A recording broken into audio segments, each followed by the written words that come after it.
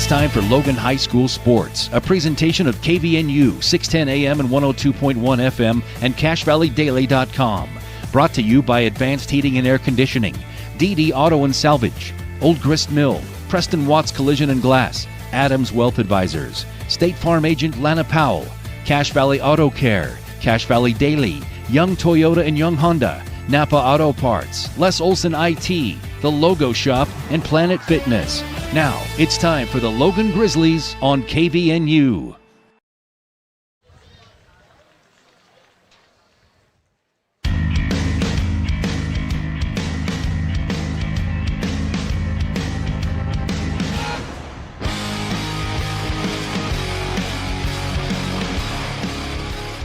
Welcome everyone to Logan High School and welcome back to another season of high school football here on KVNU 102.1 FM, 610 AM, the home of the Logan Grizzlies for 80 years. I'm Jason Walker and I'm joined once again by my trusty color analyst Josh Anderson, and we're here to bring you tonight's presentation of high school sports here on KVNU and video streaming on CashValleyDaily.com. featuring the Logan Grizzlies and the Hillcrest Huskies. Tonight's the season opener for both teams. The helmets are unmarked. The jerseys are clean and freshly laundered. The cleats are still shiny. But now it's time to muddy things up and play some football here, Josh. It's opening day. This is going to be so fun. Yeah, obviously these two teams played their season opener against each other last year, and it was a thriller. 30-27, ultimately a win for the Logan Grizzlies. Wasn't easy. They took a 17-0 lead. Then they led 17-14 at halftime. Went down 21-17. Then Grizzlies went up 23-21. Hillcrest took the lead back 27-21. Or 27-23 with a minute 20 to go in the game. And the Grizzlies marched down the field in about a minute to score with 31 seconds left. Easton Favero connected with Jace Pingree for an 8-yard touchdown. And from what I remember, that they were driving, and I think Hillcrest was driving to win the game or tie it up, and I think there was a big stop or a big sack or something by I think Reed Olson that changed the game. So, this is going to be fun. I mean, this is going to be a fantastic game. I'm sure Hillcrest wants a little revenge from last year, and Logan's got to have some confidence knowing they beat them last year. Yeah, there's going to be some familiar faces on both sides. We're keeping an eye on the coin toss here. You should be able to see it on screen if you're watching on Cache Valley Daily. So it looks like we've got the captains. It looks like we've got both Pingrees. It looks like we've got Jace Pingree, and we've got, I don't know if it's his brother, but Quinn Pingree is also a captain, as long as looks like Anthony Holman and Maxwell Fensmaker. Yeah. So the Grizzlies won the toss, and I believe they've deferred, as they will be kicking off from the south side of the field and kicking off toward the north as the captains head back in to the locker room. They'll join their teammates as they'll run it back out. They're going to run through the banner. It says the boys are back, as they are for another season, led by second-year head coach Nate Butts, and he's got this program believing. He has injected so much energy into this program. I know things have been a little tough for a few years. And what I love about this is they've actually got, it looks like the Little League programs that Logan High is doing. They've got them lining the alley there that the team's going to run through the banner there. So I love that they're getting all this youth involved and exciting. It's an exciting time for Logan. And here come the coaches. I thought a couple of the coaches looked like they were going to walk through, but no, here comes Nate Butts. And the big thing this year is Logan has dropped a classification. They are no longer with the other Logan schools, and so we're going to have a different teams this year that you may hear. You're going to have Ben Lomond and Morgan, and not your Ridgeline and Skyview. Yeah. It looks like we are still playing Mountain Crest, but a little different teams this year, and a little more even competition. Yeah, Mountain Crest will be the third opponent of the season for the Grizzlies. It'll be a road game. But here come the Grizzlies as they run onto the field. And just to look back again at last year's game between these two teams, about the only reference we have, and Now here come the Little Leaguers as well, following behind the team. I love it. As they join the older Grizzlies on the sideline. But, yeah, so mentioned there's some familiar faces. And, with Logan, they were a young team last year, so a lot of guys who made an impact last year are back. They did lose a decent number of seniors, especially on the defensive side, but on the offensive side, offense and defense. Reed Olson's almost counts for two people. Now his little brother's trying to go in his footsteps here, and he's going to be an amazing athlete and an amazing, contributor to the team. But Graydon Olson basically going to, follow in his brother's footsteps, being a two-way player, tight end, and a defensive end. Yep. And so he'll be kind of stepping into that role. But some of the key returners, you look at on offense, Easton Favero, he had 300 yards, 4 touchdowns, did have an interception, I think maybe even a fumble in that game. The Grizzlies actually had 4 fumbles and 5 overall turnovers in that game. I think Nate Butts nearly pulled out his hair in that game because of those turnovers. I think he'll hope for something better this time around. But you've got some great players. Pingree has got some time. Avila's a 3-year starter at running back as a junior now, and he started some games as a freshman. And so you've got some amazing players that have grown, from playing as a freshman or as a sophomore. Now they're juniors and seniors. And, this is the second year with Coach Butts, so there should be some more familiarity with the scheme. Here we go with the kickoff. Zeke Taylor kicking it off, left-footed kick through the ball, and on the 1 yard, they're going to go. Wow, they're going to let him go. And return across the 20 and just shy of the 25-yard line. He'll be taken down by a couple of different Grizzlies. I forgot my binoculars, so I'm not going to be able to spot very well in this one. It's all good. I mean, that's one of those that, the new rule says that if he even goes into the end zone, they'll blow it dead. And so is that a new rule? Or because it's always been if it goes into the end zone. But I don't know if it's a new rule. I don't know if his shoelaces were over the line. Yeah, he had 1 foot in, 1 foot out. So they let him play it, and the Grizzlies get 1 extra yard. So that's advantage Grizzlies on that. So here we go as the Hillcrest offense comes out. Kevon Houston, who played the game last year, he was the starter for them at 267 yards and 3 touchdowns. He'll hand it off, though, to Charlie Brown. And he'll lose 1 yard. Mason Birch there filled the hole. There was a gap that opened. He filled and tackled for loss there. Great job by the linebacker. Birch, the two-way linebacker, running back. He'll be a big contributor. He was a consistent player on last year's team. One of those sophomores who had to fill a big role. It'll be 2nd down and 11 as we're just 30 seconds into this game. Houston throwing, and looks like it was caught. No, they're going to say no. They're going to say hit the ground. And the receiver can't believe it. Talon Black believes he caught that one. And I might agree with him, but that ball kind of touched the ground. And that's one of the tough calls, and that's what you don't want if you're Hillcrest is don't leave it in the referee's hands. Catch that with your hands. Don't even use the ground at all. So it's a bit short-armed by Houston. Big 3rd and 11 for Logan. Let's see if they put some pressure on him. 11:16 to go here in this first quarter. 3rd and long for Hillcrest. Hard count. They're going to look to the sideline. Try and get a read on this Grizzlies defense and see what play they can run. All the players checking their wristbands as here we go. Oh, and timeout. I think they ran out of time. Yeah, they would have run out of time, so they had to call it. Yeah, the play clock hit 0 as they'll have to burn a timeout. On this 3rd and 11, both teams head to the sideline as the Grizzlies looking good on their first defensive possession.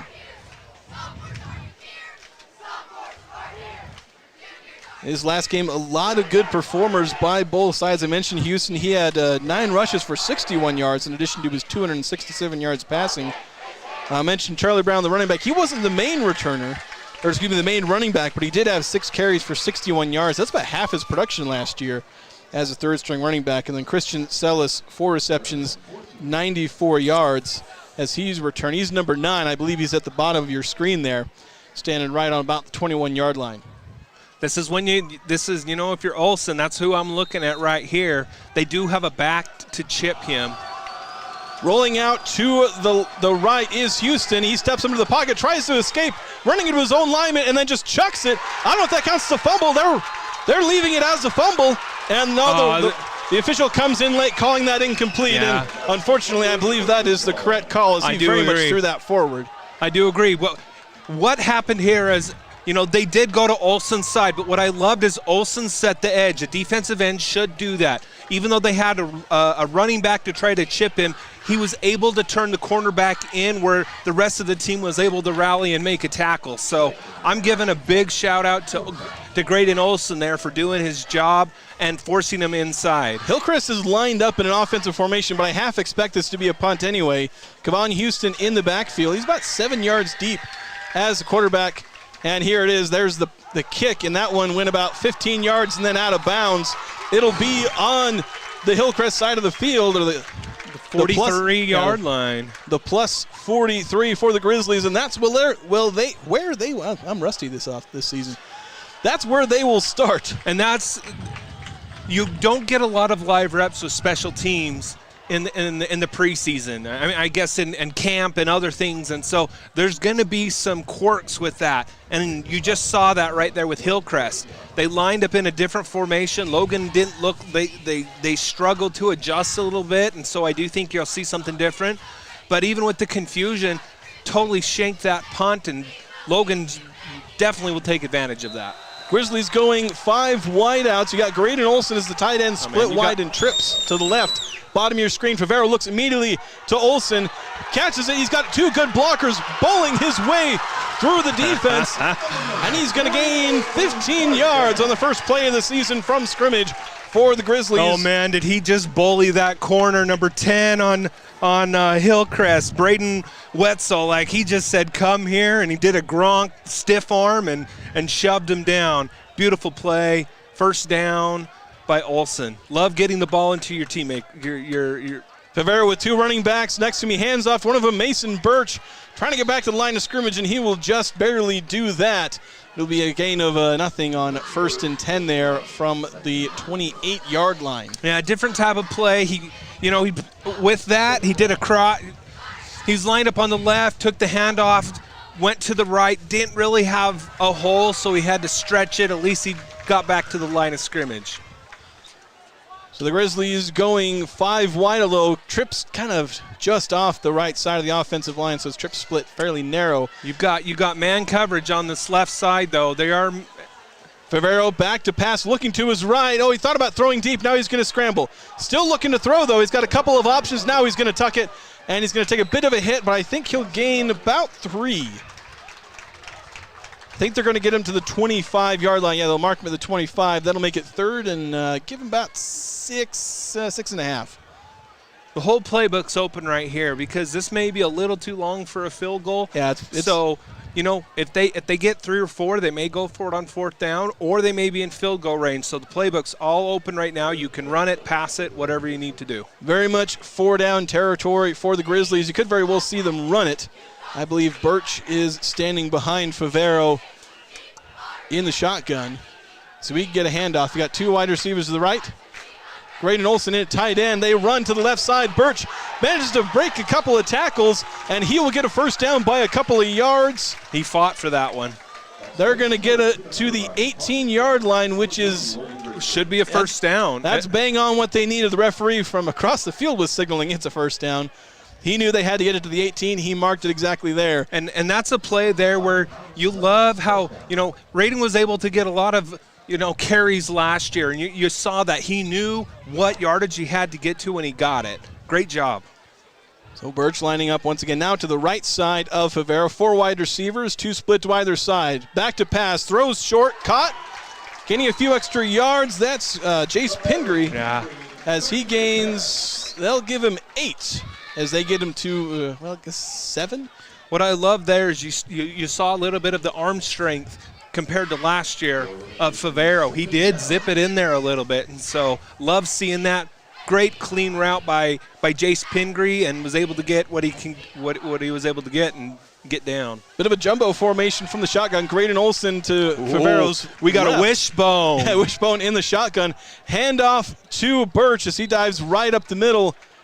And they're going to give him about 3 yards, but that's enough for a first down as the Grizzlies get to the 8-yard line. For all you that don't know what a wishbone is, that means they have 3 running backs. Typically, one's a fullback. It could be a tight end, but you have 3 lined up in the backfield. Yeah, they had Olsen, Caden Avila, and Mason Birch. We're at 9 minutes, 22 seconds to go here in the first quarter. 0-0 your score in this matchup in week 1 between the Logan Grizzlies and the Hillcrest Huskies here on KVNU 102.1 FM, 610 AM. And streaming online at CashValleyDaily.com. And this is where it's important. We're in the red zone. It's 1st and goal. Let's see what plays they line up with. And we got a delay of game, a flag, as the play clock was winding down. Grizzlies weren't paying enough attention. They don't get a timeout. And they want to talk about this. I think Butts is mad. I wonder if they didn't bump the clock. They maybe should have bumped up the clock, and so they're going to talk about it. I think that's where Nate Butts wasn't thinking about it, because I think he assumed they were supposed to bump the clock. The clock did run to 0, but, they're talking about it. It was the back judge who was looking at the play clock from across the field. He's got a perfect view of it. They're discussing it. We'll see if they end up enforcing it. I don't know. They're making the signs like they should have bumped it, so let's look and see. Does the referee have a mic? Yep, they're waving off the delay of game penalty. They will restart things from the 8-yard line. 1st and goal for the Grizzlies as they line up. Graydon Olsen lining up at tight end. 2 wide receivers to the left and one over to the right, Caden Avila behind Favero. And Jason, I love that these referees got together. They're not perfect. It's new for them too. Oh, quick wow. Quick throw, Graydon Olsen, touchdown Grizzlies. What a play. That was a fake. They did like a little option. Graydon Olsen was just able to get right past the linebacker. Favero zipped it in there where the safety was actually out covering a man. No one in the back of the end zone. Perfect throw, perfect catch, touchdown. Absolutely wonderful play. We'll see if we can get a replay of that in just a second. Grizzlies in that little swinging gate field goal. They got a 2-point conversion off of this, and they'll try that just now, and something happened. The referees blew it dead. Which may be a good thing. Maybe a good thing, because Logan did not cleanly. Mason Birch, I believe, was supposed to handle that, and then he kind of fumbled it a little bit. I think he maybe still could have got it. Now they're kicking it. Yeah, they're just going to kick it now. Yeah, I don't know what. Because they just stopped it. There was no flags, no timeouts. They're just going to kick it now. So here we go. Zeke Taylor lines up to kick this one. Hold is down, kick is up. And it is good. The Logan Grizzlies take a 7-0 lead. 8:51 to go here in the first quarter. Let's see if we can take a look, get an instant replay there. Let's see if our replay is working. Here we go. Those of you watching on CashValleyDaily.com will see this replay here. As Favero, just that fake handoff to Avila, and then Graydon Olsen wide open over the middle. Fantastic stuff there from the Grizzlies. Good play call near the goal line there. So with 8:51 to go, the Grizzlies will kick off once again, having taken the early lead.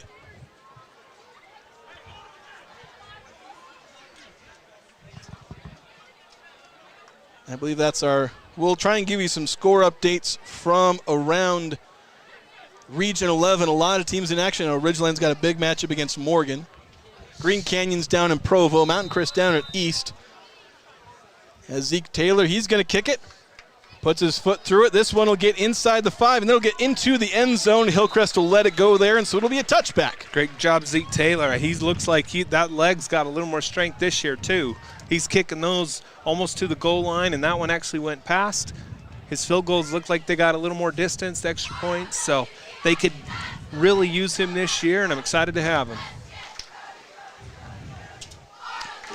Defense really did a great job with the 3-and-out last time. With the momentum, let's see if this defense can still stick them. Watch for the quarterback using his legs this time. We'll see what they can manage. Houston, he's going to hand it off around the right side and tackled after a gain of only about 2 yards. Hopefully give him 4. Yeah, a little, Mason Red right there with the tackle forcing him and knee in coming from his corner position. Great, filling it. Anytime you can usually hold them to like 3, you're usually happy with that. Yeah, so. as long if you can hold them to 3 or 4. 4 is kind of on the edge of calling it a win on a run play there. But here we go.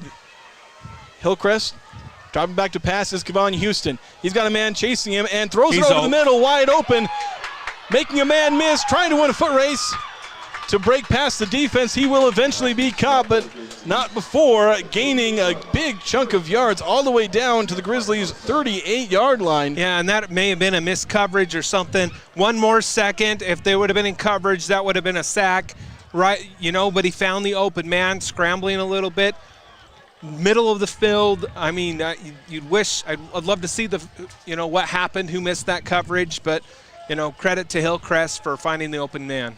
So 1st and 10 from the 38-yard line, 7:40 to go here in this first quarter. The Grizzlies having just taken a 7-0 lead. He was moving. Yeah, there was a guy moving. They still get the playoff, and are you kidding me? The Grizzlies all have their hands out saying, why didn't they, at least the coaching staff saying, why didn't you call a false start? But it's an incomplete pass. So the Grizzlies will get a positive result out of it nonetheless, just not a 5-yard loss.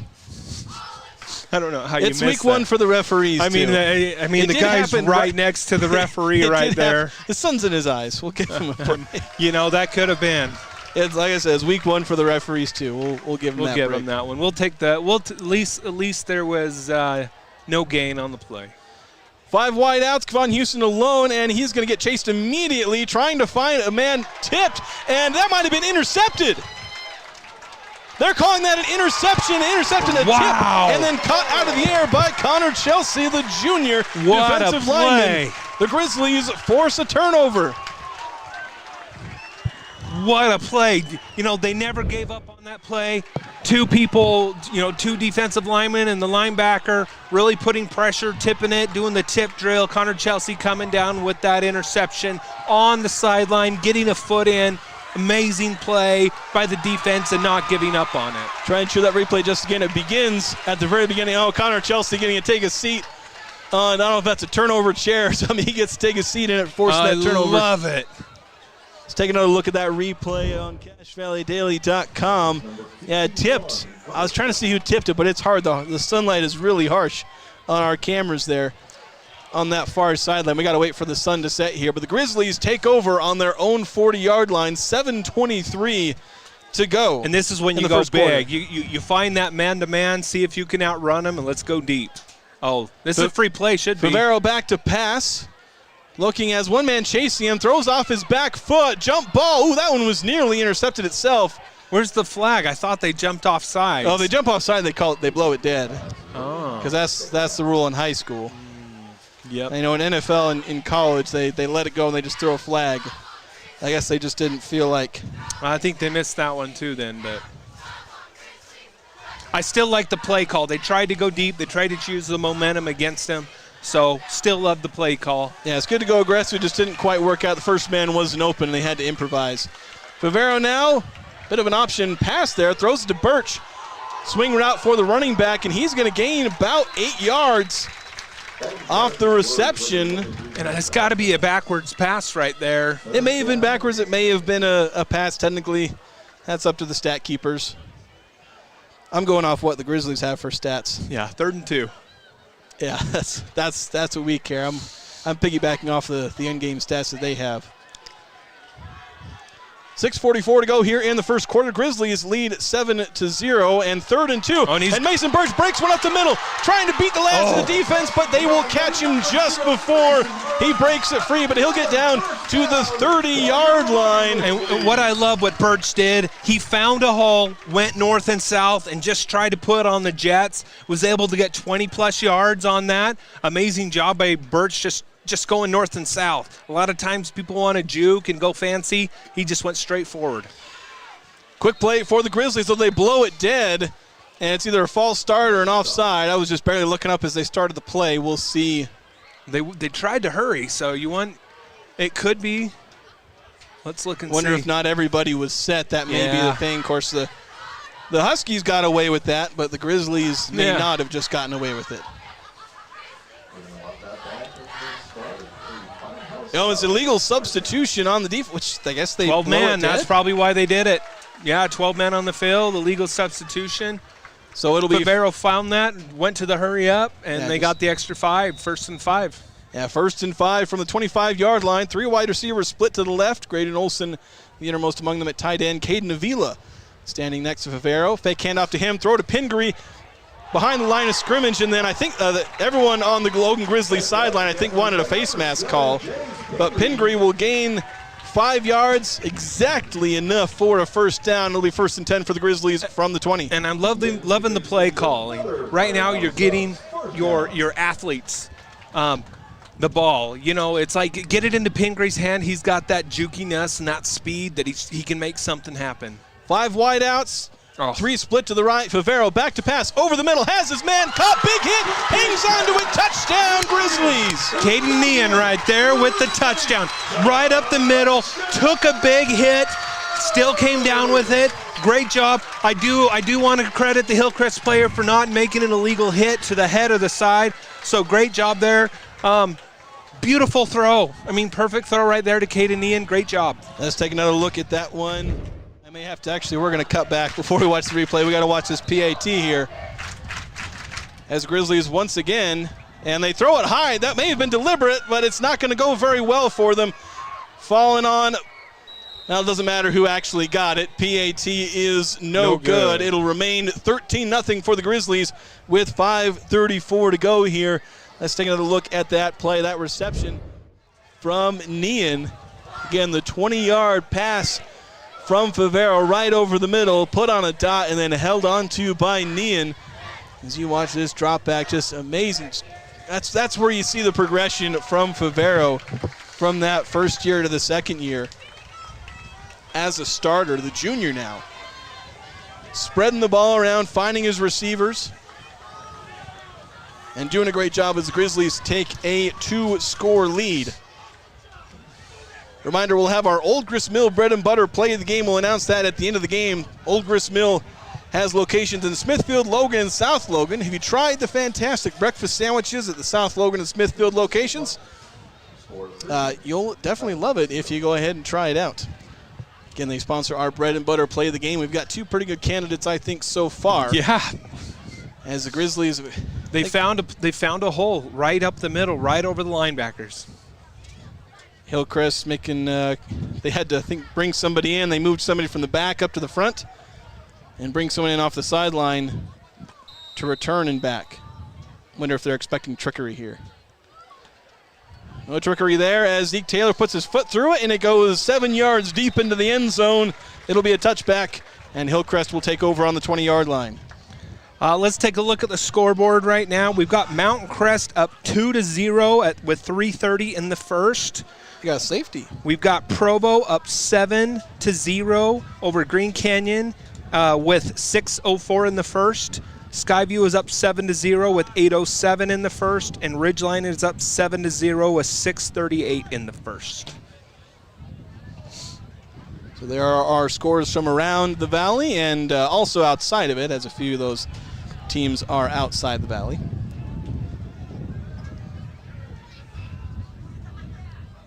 So here we go, first down, 10 yards to go from the 20-yard line, 5:34 to go here in the first quarter as Hillcrest takes over. And hit as he throws, he's got a man just out of his reach. That was maybe 2 feet away from the hands of Christian Chellis. And if he catches that, that's a touchdown. So that's something Butts is trying to correct right now already. You know, the coverage was by, it looks like Mason Red. You know, he just can't watch the backfield. He's got to keep his eyes going with the man. But, you know, good coaching there by Coach Butts, and he's already coached him up. Yeah, so. Coach Butts stepped off the sideline, gave him a little pat on the head, say, hey, look, here's what's going on. Let's do better next time. We're going to need you. And so they'll step out here on 2nd and 10. Houston taking the snap, looking to his left, throws up in the air, and incomplete. Is there something on the other side? No, I mean, there's a little blown coverage. If he looks to the right again, they could have had a deep, number 20 was wide open. Probably his second or third man there. Honest work, fair prices, no upsells, and no pressure. That's at Cache Valley Auto Care. They treat your car and you the way they would want to be treated. You know, 3rd down and long here. Let's see if we can put some pressure. If not, let's see who gets, you know, this is when I was a defensive lineman. You love 3rd and 10, and you just looked at your partner, and it's like, I'll race you to the quarterback. And this is when it gets fun. Graydon Olson on that left side of the line of scrimmage. Houston back to throw. Throws short. Has the man. A couple of Grizzlies could make the tackle. They'll try and snag him before the first down marker. They do not. It is a gain of 15 yards. Reception by Kobe Batimana. And we had a play. That's one of the hardest play tackles to make. Open field tackle, with a running back, someone that's, got a little jukiness, a little wiggle with him. Right there, that showed. He wiggled, one of the linebackers came back and kind of whiffed on it and, needed his friends to help cover it up. So it'll be 1st and 10 after the conversion on 3rd and long for Hillcrest. Kevon Houston taking the snap, looking to his left, immediately facing pressure, trying to escape, but he'll eventually be wrapped up, tackled by Tony Holmes. There we go. It'll maybe go down as a sack. I think they're going to call it for a 1-yard loss. Yeah, it should be a sack. That's a 1-yard loss. 1-yard loss or a 0-yard loss / gain, but they'll get a sack officially for Tony Holmes. Good job. I mean, that's one of those coverage sacks where, the defensive lineman pushed the quarterback up. Graydon Olson was there, pushed him back, and Holmes was able then to grab him from behind and wrestle him down. Watch for the deep pass here. 2nd and 11 here. Quick pass, though. A bit of a bubble screen and immediately tackled 2 yards behind the line of scrimmage is, I believe, Mason Red got the tackle there. Oh, no, excuse me. That's not Mason Red. That's Clayton Wilkie. Raiden Nelson was there, and he was able to get a good hit on the quarterback where he actually probably had to throw it a little high because he knew he was going to take a hit. Great coverage. That's a loss of, is that a loss of 3 or 4? Yeah, it was a loss of 2. They lost the 1 on the first play there and the 1 2 on that one. So it'll be 5 wide as it's 3rd and even longer than before. Houston, he'll do a quarterback draw, trying to get right up the middle. Not going to get, well, actually, he came a lot closer than I thought he was going to. He gets all the way. 3rd and 2. This is when I think 4th and 2. I think they're going to go for it. They're on their own 45-yard line. I think after gaining that much, they certainly consider it. It is still on your own side of the field, but Hillcrest needs some positive yardage here. So they're going to be a long 2 yards away from first down here on 4th, though. Houston is lining up a little further back, maybe almost as long as he was when he did that punt. But I think they're going to go, oh, nope. A jump offside by the Grizzlies. That ends any doubt about what's happening here. Yeah, and you hate that. You hate the first down by penalty, and that's probably what they were doing. It is indeed encroachment on the Grizzlies as the officials signal between each other, and that'll give Hillcrest a first down. And that's one of those, it's first game. Players are going to learn. That's when they always say the ball doesn't talk, and you just got to watch the ball. Especially on a 4th down, you've got to keep your assignments and not jump off sides. So it'll be 1st and 10. Couple of conversions after long 3rd downs for Hillcrest on this drive as Houston takes a snap, throwing long, and there's pass interference on that one as Wilkie had his hands, was a little too handsy there, grabbing some jersey. Yep. And so that'll be 15 yards for Hillcrest. As that'll get him across midfield and up toward the 35. I think it'll be officially the 37-yard line. Well, they might be calling defensive holding instead. I'm not sure which one they're calling. They're calling defensive holding, which I think is only a 10-yard penalty. Yes, it is. So that'll take him to the 41 instead. Which is funny because, it's when the ball's in the air. And yeah, it's like whether or not the ball's in the air or not. And we'll take it. Yeah, if 10 yards instead of 15, I suppose you take the little victories. 3 minutes to go. The Grizzlies lead 13-0 despite some of these penalties as Hillcrest has the ball trying to cut into that lead. And false start. Just got 5 of it back. Wasn't sure if that was supposed to be a motion or not, or if it was just it was jerky if nothing else, as I believe the offending man was Wells called, the sophomore running back, although he was split out wide there. And this is when you got to do the bend not break defense. As they did last time, they gave up the big gain and they got the interception right about this part of the field. Yeah, just settle down. Everything's fine. You've got 1st and 15. Let's get a good rush. They may hand the ball off or keep the ball or something. here, let's just play fundamentals and get a good tackle. Here comes the motion, and now the handoff around the right side. He'll get a bit around the right side, gain 5, 6, just about 8 yards for Charlie Brown, the running back, going around the left side of the formation. He showed his speed, was able to, get around the end. Good tackle by the safety there. Gave up a little too many yards than I would have liked, but I'll still take it. 2nd and 9. Yeah, fewer than I said about 8. They ended up only giving him 6 as he was tackled smack on the 40-yard line. So that makes it 2nd and 9. 2:40 to go here in the opening quarter between the Logan Grizzlies and Hillcrest Huskies here on opening night in high school football. There we go. Right up the middle and then broken up by himself. Tony Holmes, he had the sack earlier, and he has the solo tackle a yard behind the line of scrimmage. And that was just beautiful. I mean, I don't know if that was supposed to be an ISO or something like that, if the running back was supposed to get in front of him. But, I mean, he could have I don't know if he had his hands on both the running back and the quarterback, but it was just a beautiful play. Was able to just get those paws around him and would not let go. Great job by Tony Holmes.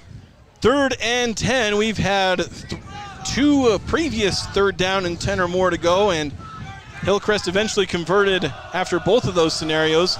Shotgun snap, throwing short. That's intercepted. Intercepted by the Grizzlies. What a beautiful play. Looking to see who comes up with the interception, I believe. It's hard to see what the first number is. Is that number 20? Well, it's something 5. The problem is his other number is crumpled up, and I can't tell which it is. Zeke Taylor. Zeke Taylor. I wondered if it was 85. I was like, that looks like the kicker. Yeah, it does. He's not kicking there. He's getting an interception, and he takes a seat in the turnover chair. And really what it was is they tried to throw the ball just to swing and have him make something with his feet. Zeke Taylor just ripped it out. The quarterback tried to lead him, and Zeke, it was a 50-50 ball, and it was really just fought and won by Zeke Taylor. He was able to return it, to the plus 49, which is awesome. Great field position, and Logan's driving. So the Grizzlies have the ball, 1st and 10. 2 straight turnovers on defense. They've had 2 touchdowns on both their possessions. They'll throw it on 1st down. Caught by Caden Nean. Breaks a tackle, nearly breaks another one. He gets 6 yards. 7 yards, they'll call it, on 1st down. He took a bit of a hit he got thrown to the ground pretty hard, though. I don't know. I almost thought it was a face mask. That's what I was thinking, but it looks like he's not complaining. He's got wiggle. Watch for Caden Nean this year. He can break that first tackle, and he's got the speed to take it to the ship. 2 wide receivers to the left. They'll run it to the right with Caden Avila. He powers his way beyond the 35-yard line. That'll be 1st down yardage for the Grizzlies. As Nean, not a very tall or big running back, but he's shown power as he's gotten older, coming a long way since playing significant snaps as a freshman running back. Absolutely. You can tell he's got those smarts. He hit the hole, got what he could get. I mean, that was a beautiful run. Graydon Olson lining up at the tight end on the left side this time. They'll run it to the right once again. This time, though, it's going to be broken up in the backfield. Yeah, they tried to run the same play. Looks like they almost did an all-out blitz. Hillcrest did. They read the play. And, Avila was, if he could have broke that first, snuck inside, there was a long way to run, but too many Hillcrest players there. Loss of 3, looks like. So it'll be 2nd down and 13 yards to go. Ball on the 37-yard line. They got to make it to the 24. Graydon Olson motioning to the left side of the formation. Favero takes the snap, facing some early pressure. It was a screen pass. It was tipped as he threw, and it was probably a good thing that the diving attempt from Colt Red didn't end up as a completion, because then he would have lost 5 yards. I mean, and they had a good play. It looks like Hillcrest was blitzing again. They almost got too good of a jump on there. If he could have completed that to Red, he would have had blockers there, and there was an alley there. Tip your hat. A player made a play. Yeah, definitely. Just get up high in the air. They got up high. They didn't give up, and they were sprinting. 4 to the right side of the formation. split wide for the Grizzlies. Favero takes the snap. He will look to his right, now scrambles, motions downfield, throws downfield, has a man, first down, cut for the Grizzlies. He'll get down to the 12-yard line. That's Will Ward. And I'll tell you, Favero, that was a good arm strength right there. He did a frozen rope. That was about a 15, 20-yard throw. You know, using his eyes, he could have run. I don't know if he would have got it. It looked open, but he's got more confidence in his arm, and it was a beautiful throw and a first down. And that's going to be the end of the first quarter. Your score at the end of one, the Logan Grizzlies 13, the Hillcrest Huskies 0. We'll be back after this here on 102 FM, 610 AM, KVNU, and streaming online at CashValleyDaily.com. Old Gristmill on South Main Logan, 4th North Logan, and now Smithfield offer Cache Valley that famous lunch special and natural bread baked the right way. Get your made-to-order lunch or baked goods at Cache Valley's Best of Northern Utah gold-winning bakery. The Old Gristmill, here for you. Adams Wealth Advisory is a financial planning firm that is combined with an investment firm to provide the best possible outcomes for our clients. I always believe if you're intentional with your financial plan, things are going to work out really well for you. Visit adamswealthadvisors.com or call 752-1702 to schedule a time with an advisor today. Now is the time to head over to Cache Valley Auto Care, because when your car isn't working right, you just need someone who can help make your life a little easier. Cache Valley Auto Care, behind Home Depot on 200 East, 1175 North. No matter how. We're back here to start the second quarter of this high school football match between the Logan Grizzlies and Hillcrest Huskies. It's 13-0 as we start this quarter. The Grizzlies lead, and they have the ball inside the red zone. And 1st and 10, they're on the 17-yard line. Easton Favero lines up in the shotgun. He's got Caden Avila in the pistol behind him. He'll motion out to the left side. Favero takes the snap, looks that way, finds Avila, tries to break the first tackle, and he'll just be able to fall forward, and they'll call him for about a half-yard loss. Yeah, it looks like Hillcrest, lined up in a man-to-man, and the safety had the running back. The minute he saw the screen pass, just filled it and made a good open field tackle. So it'll be 2nd and 11. I believe they hadn't quite set the chains down, but they've handed it off to the running back. He just about broke that. He finally does break the tackle. Mason Birch. He about got shoestring tackle, but he just managed to get up, not fall on his face. He kept on his feet, and he'll get down to the 9-yard line, set up 3rd and about 1. I mean, I think he got an extra 4 yards. He was almost down. He was almost down, and it literally almost shoestring. He was catching, caught his balance, went north and south, got an extra 4 yards. Great run. 2 running backs in the backfield. Favero's going to keep it himself, dives up the left side off of the left guard, and he's going to get the first down to the 6-yard line. That'll set up 1st and goal for the Grizzlies. Their second goal-to-go situation. They scored on the previous one.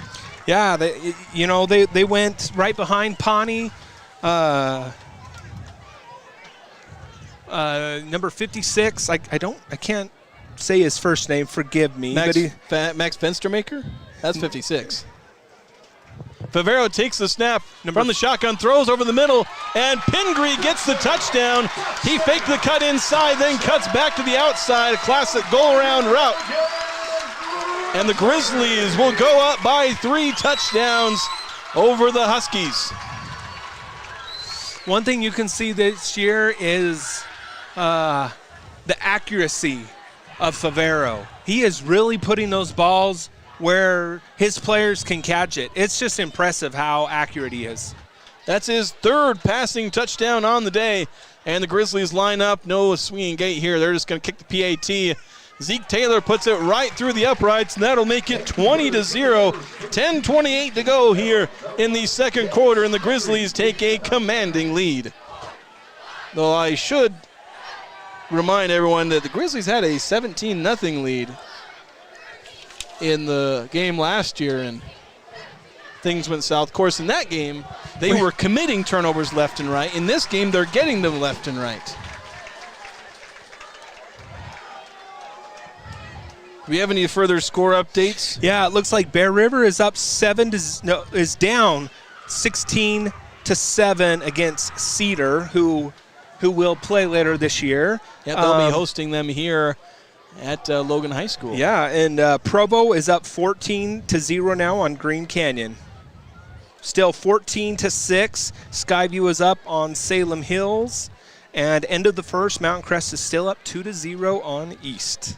Searching for copiers and printers? Les Olson IT has what you need with reliable HP printers, award-winning Sharp copiers, and high-end Ricoh graphics system. That's at Les Olson IT, one of the proud sponsors of Logan Grizzlies Sports here on KVNU 102.1 FM, 610 AM, and streaming online at CashValleyDaily.com. Here's the kick, low line drive. That'll be the same result, 3 yards deep in the end zone. Good stuff from Zeke Taylor. 4 kickoffs, 3 touchbacks for the Grizzly, the junior. Excuse me, I'm looking at the wrong line. The senior. They list him as an athlete. And well, based on that interception he had earlier, I would agree with that assessment. Yeah, he was able to get in there. He's got some good size on him too, Zeke Taylor. Yeah, he's a big kid. Looks like they've got him almost as a defensive end. He must be an outside linebacker at times. But he can play wherever. He's an athlete. The Hillcrest Huskies coming out for the third time this game. Yeah, the third time, and they've had turnovers on 2 of those. Come on, Houston trying to throw quickly. He does. Finds a man, and he's going to gain about 5 yards. You know, great tackle by the middle linebacker, Raiden Nelson. Was able just to chase him down from behind, only a gain of 5. Miles ends on the reception off the arm of Houston. Just a beautiful throw by Houston. Just let him just barely. Still good coverage by Nelson. Just under pressure, too. Yeah, under pressure. Just a good throw. Good catch. Under 10 minutes to play here in the second quarter. 20-0 our score as the Grizzlies lead here in this 3A versus 5A high school football matchup. Houston back to throw over the middle, throws it high, and ooh. I tell you, it was the man who made the right play, Wesley Ward, who went up to defend, but had he stayed where he was at in his safety position, he may have just got a tip there, but yeah, that ball may have fallen right into his lap. And he knows it too. He was doing the right thing, and just unfortunately, sometimes you do the right thing and it puts you in the wrong place for what would have been. Because if he would have caught it, he's got to be there to help make that tackle. But. Yeah, so he was doing the good thing there. 3rd and 5, Grizzlies stacking the line of scrimmage, and they jump offside. And that'll be, I think, just enough for a first down. That'll take him from the 25 to the 30-yard line. And that's the third first down by penalty because we had the holding. Yeah, the holding on defense. So moving the chains by way of penalties are Hillcrest. And I think they're going to give him the first down. They haven't moved. Yep, there we go. Signal is. It's like the first down marker was on the 30. They spotted the ball at the 30. It's like, we should put it there, I guess. 9:42 to go here in the first quarter, and the Huskies will have 1st and 10. The Grizzlies doing the bend, don't break defense. They haven't allowed points. They have 2 turnovers. They forced a punt on the first possession. Houston back to pass, looking over the middle, now throws it short, finds his man. He's going to get some good yards after the catch. First down yardage and a little extra. About 14 yards to number 27, Grady Court. And, you know, the referees they're being consistent. I mean, you're seeing a little bit of holding, you're seeing a little bit of playing. They're not perfect, but at least they're being consistent on both sides of no offensive holding for either team, I believe. We've had basically only procedural penalties and the 1 defensive holding. That's all we've had. Which was a holding. Yeah, it was a hold. It was a good call there.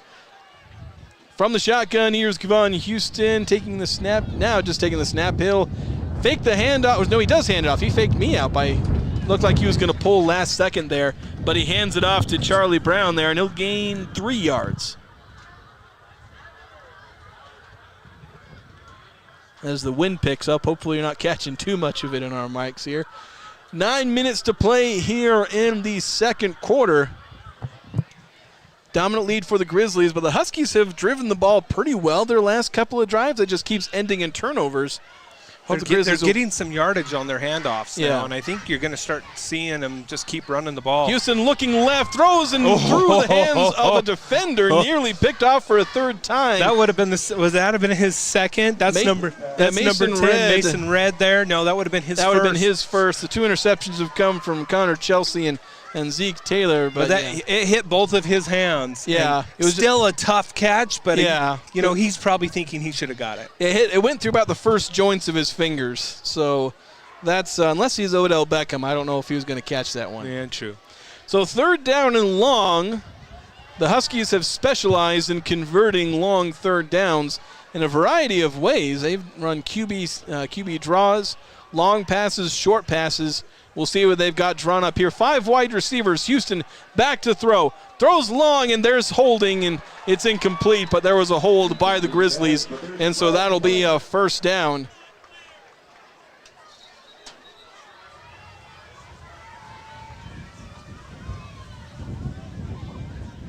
As we wait the officials.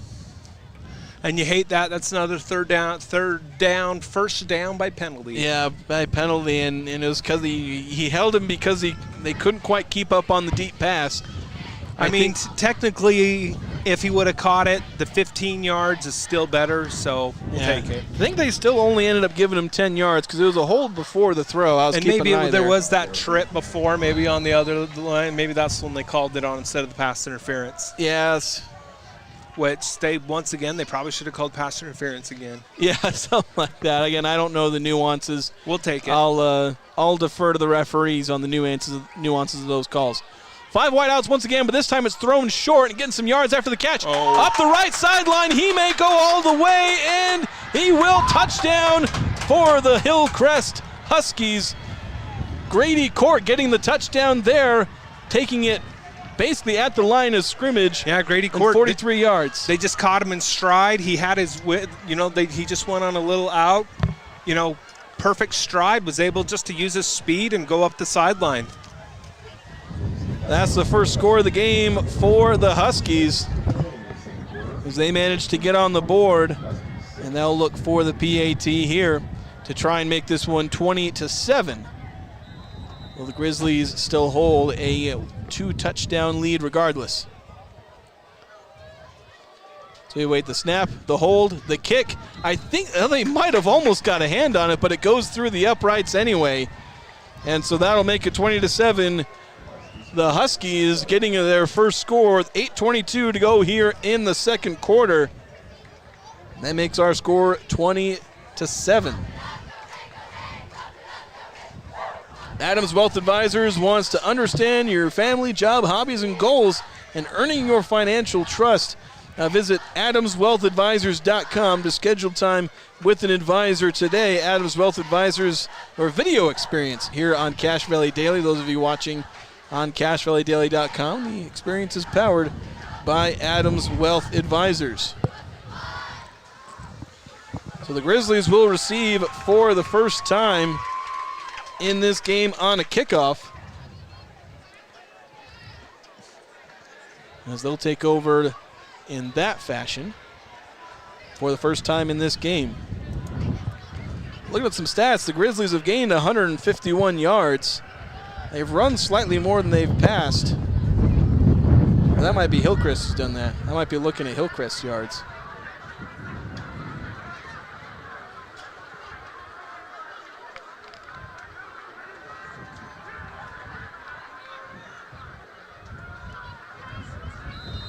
As both teams have actually moved the ball pretty well today overall, but the Grizzlies have managed to capitalize.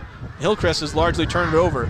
Bit of a short kickoff. It'll only land about on the 15-yard line, and it rolls across the 20, and it kind of landed in the perfect spot as Colt Red couldn't quite catch that on the fly.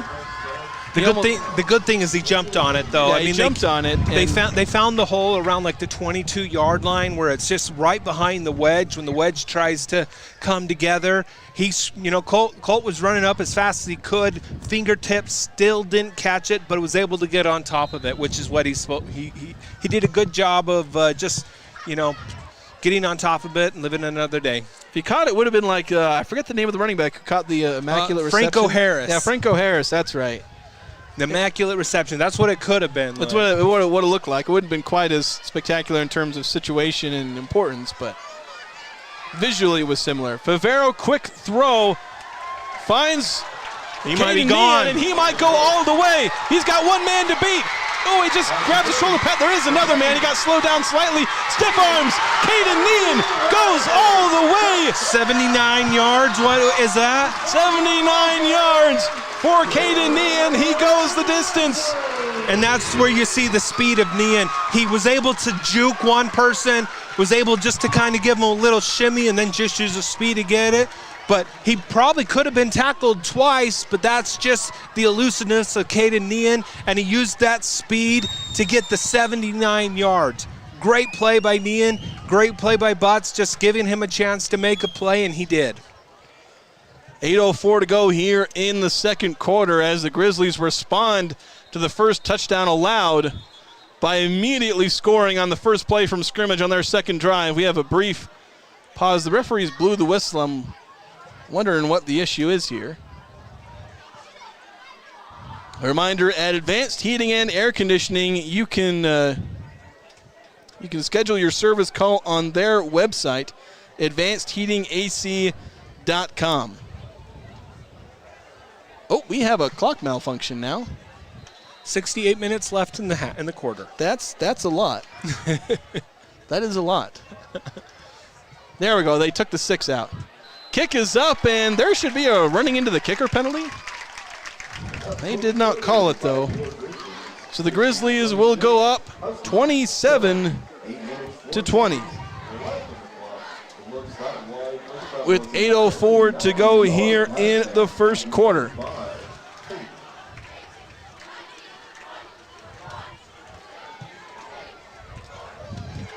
Just an absolutely fantastic play. I should have got the replay.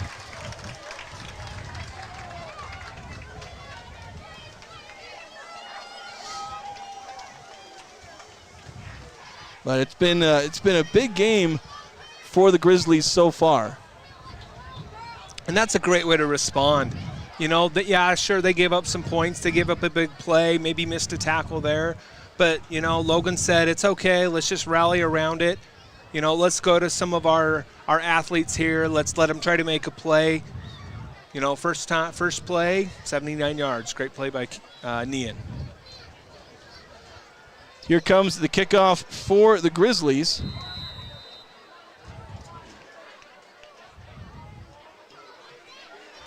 That's booted deep. And that'll go out of the end zone. Whew. We may need to do some field goals this year. I mean, he's got a leg. I mean, that went out of the end zone.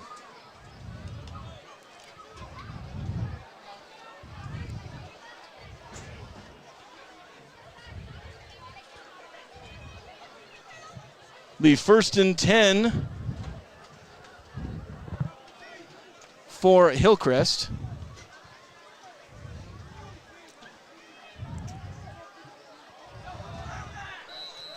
And they'll start from their 20-yard line. Shotgun snap to Houston. He looks to his left, throws up a ball, and that'll be intercepted easily. And it's being run back, and he'll get to the 20-yard line. Third interception of the day. Colton Red secures that one for the Grizzlies. And really what happened is I don't know if it got tipped or anything, but that was a duck. The quarterback just threw it up, and Colt Red saw it, read it first, got great position, almost like a basketball player, and was able to come down with it, and then he was able to return it for an additional 20 yards. Great job by Red by getting the proper position and just taking advantage of what Hillcrest gave him.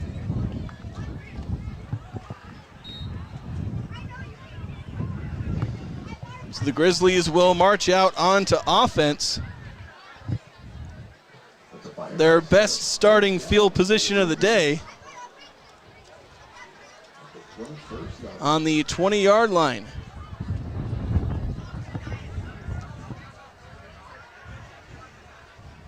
Quick throw, caught and then diving forward. He'll gain about 2 yards. Is Quinn Pingree. Favero tried to lead him just a little bit. Pingree still was able to catch the ball. He dove it for a 2 yards. We'll take the 2 yards. Pingree was just stationary, and Favero tried to lead him a little bit, but still good catch. So it'll be 7:20 to go here in the second quarter. As Favero taking the shotgun snap from a 5-wide set. Looking to throw. Throws it long. Got a man. Cut. Oh!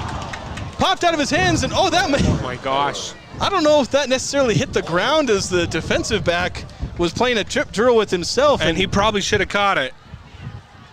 Those tip drills are hard. But Nian had it, dove for it. He's probably thinking he should have had it. Ground caused it to just pop out at the last minute. Almost tip drilled for an interception. Luckily, the Hillcrest defender did drop it. Still, I thought it was a great pass by Favero. Like I said, Nian's probably mad that he didn't catch it. So it'll be 3rd and 8 for the Grizzlies. Favero with the snap. Trying to scramble to his right. He's facing a bit of pressure. Throws. Caught. I think it'll be short of a first down.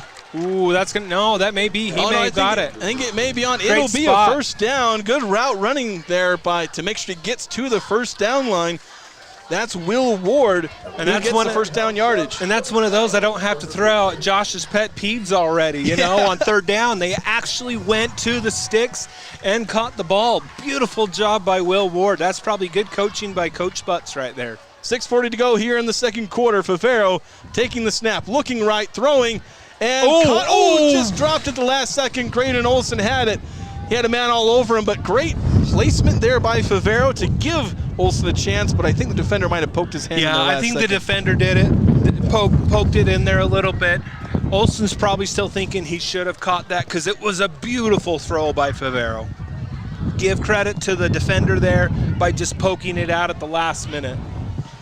6:33 to go here in the second quarter. The Logan Grizzlies with a 27-7 lead. Trying to add to that, though. Handoff to Avila. Trying to dive out the middle. He'll gain 2 yards. And so it'll be 3rd and goal from the 8-yard line. We might get our first field goal here. We may. And it's basically PAT yardage, just about. Technically, you'd have to be about 5 yards further to be the exact PAT. Didn't they snap it from like the 3? I thought it was a 2.5. Something like that. Yep. 2 wide receivers to the left, 2 to the right. Caden Avila at Favero's side as he takes the snap. Looking, he's facing pressure, and he will be pulled down. Definitely field goal. The 20-yard line, so yeah, they will likely have to kick a field goal. Might as well try it. This will be, 37-yard field goal. I'm not seeing Zeke out. Oh, here comes Zeke. He's coming out for a field goal. And yeah, it looks like they'll put this. 38 looks like. Yeah, 38-yard field goal for the lefty Zeke Taylor from the right hash.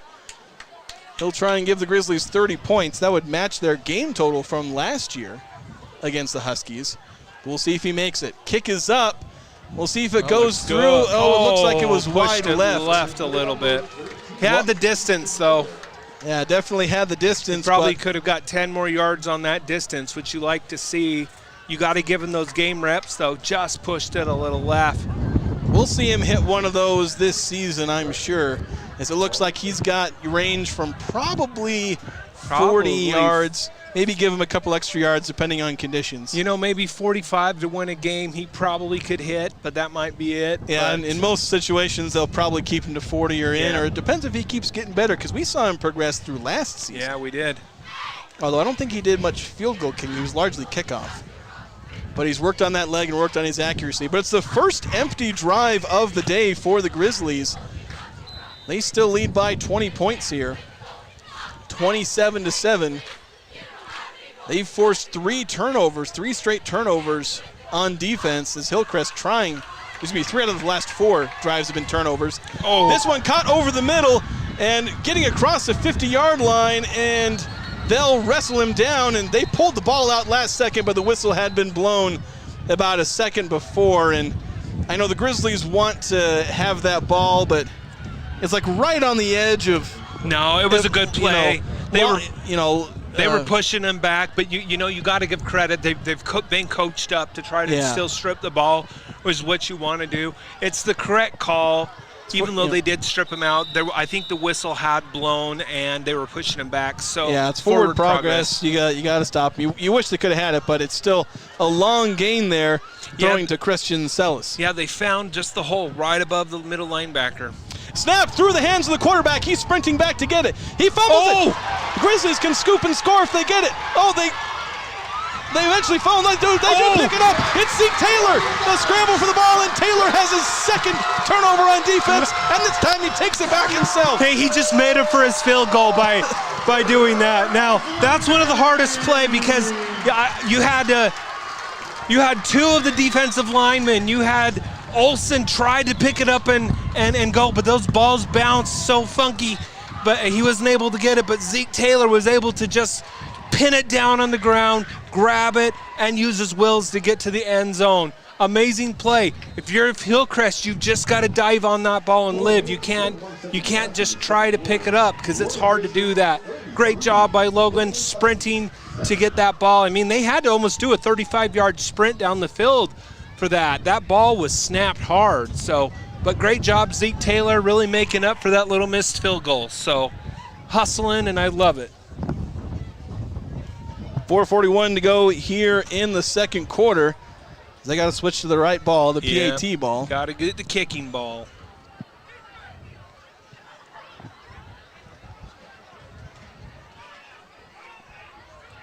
That's the second time Logan has rallied around from a big play to just hunkering down, doing your responsibilities and making a big play. The previous was an interception. This time it was a fumble recovery and a return by Zeke Taylor. And that should be a roughing the kicker penalty, but they're just not calling it on these PATs. He's been run into and rubbed. Did he miss that one too? He missed it. Did they call it a miss? It looked like it went in there. It'd be 27 plus 6. It's remaining 33-7. Yeah, I saw a missed field goal. Missed extra point. So he scores a touchdown but can't convert his own PAT, Zeke Taylor. But it'll be 33-7 for the Grizzlies. While we're waiting, let's check on some scoreboard. It looks like Mountain Crest has scored again, 11-0 against East. 2 safeties, which is kind of crazy. Ridgeline is 13-7 against Morgan. Skyview and Salem Hills are tied at 14, and that's the only updates we've got there.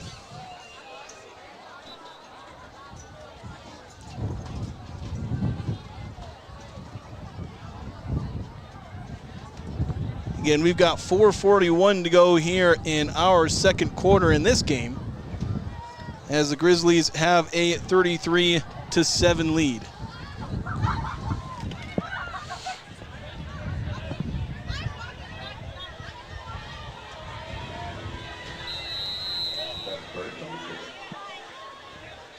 And it'll be Zeke Taylor to kick off. He did his job there. Touchback. Good job.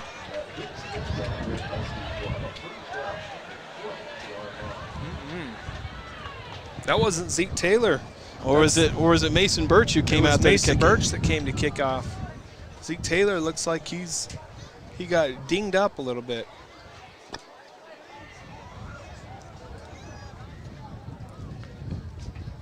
And they need him because he's been playing great defensive end. So here we go, 1st and 10 for the Hillcrest Huskies. 4 first half turnovers? I'm losing count. Me too. I think that's 4. 3 interceptions and the fumble. And a handoff here going up the middle, a short gain. We'll give him 1 yard, and that'll be pretty much it. Mason Birch there filled it, and for only 1 yard, just saw the open hole and filled it. Beautiful job. Take another look, the instant replay on that touchdown from Zeke Taylor. The replay caught on as the play was already going, but you can see there on CashValleyDaily.com the replay there is Taylor taking it back all the way. Here we resume as Kevon Houston throwing a quick pass, has his man over the middle, met immediately, but he broke that initial tackle, and he's going to gain about 6 or 7 yards, going to set up 3rd and short. I think it'll be 3rd and 2 ultimately.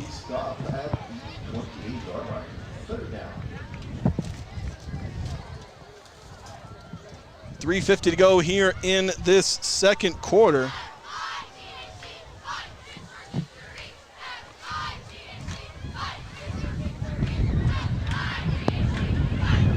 Grizzlies defending a 33-7 lead, commanding here at Logan High School.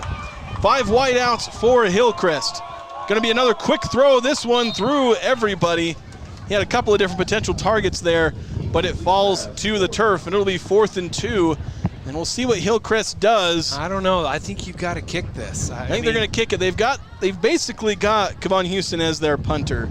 As the only time they've punted in this game, he lined up in a shotgun and just booted it.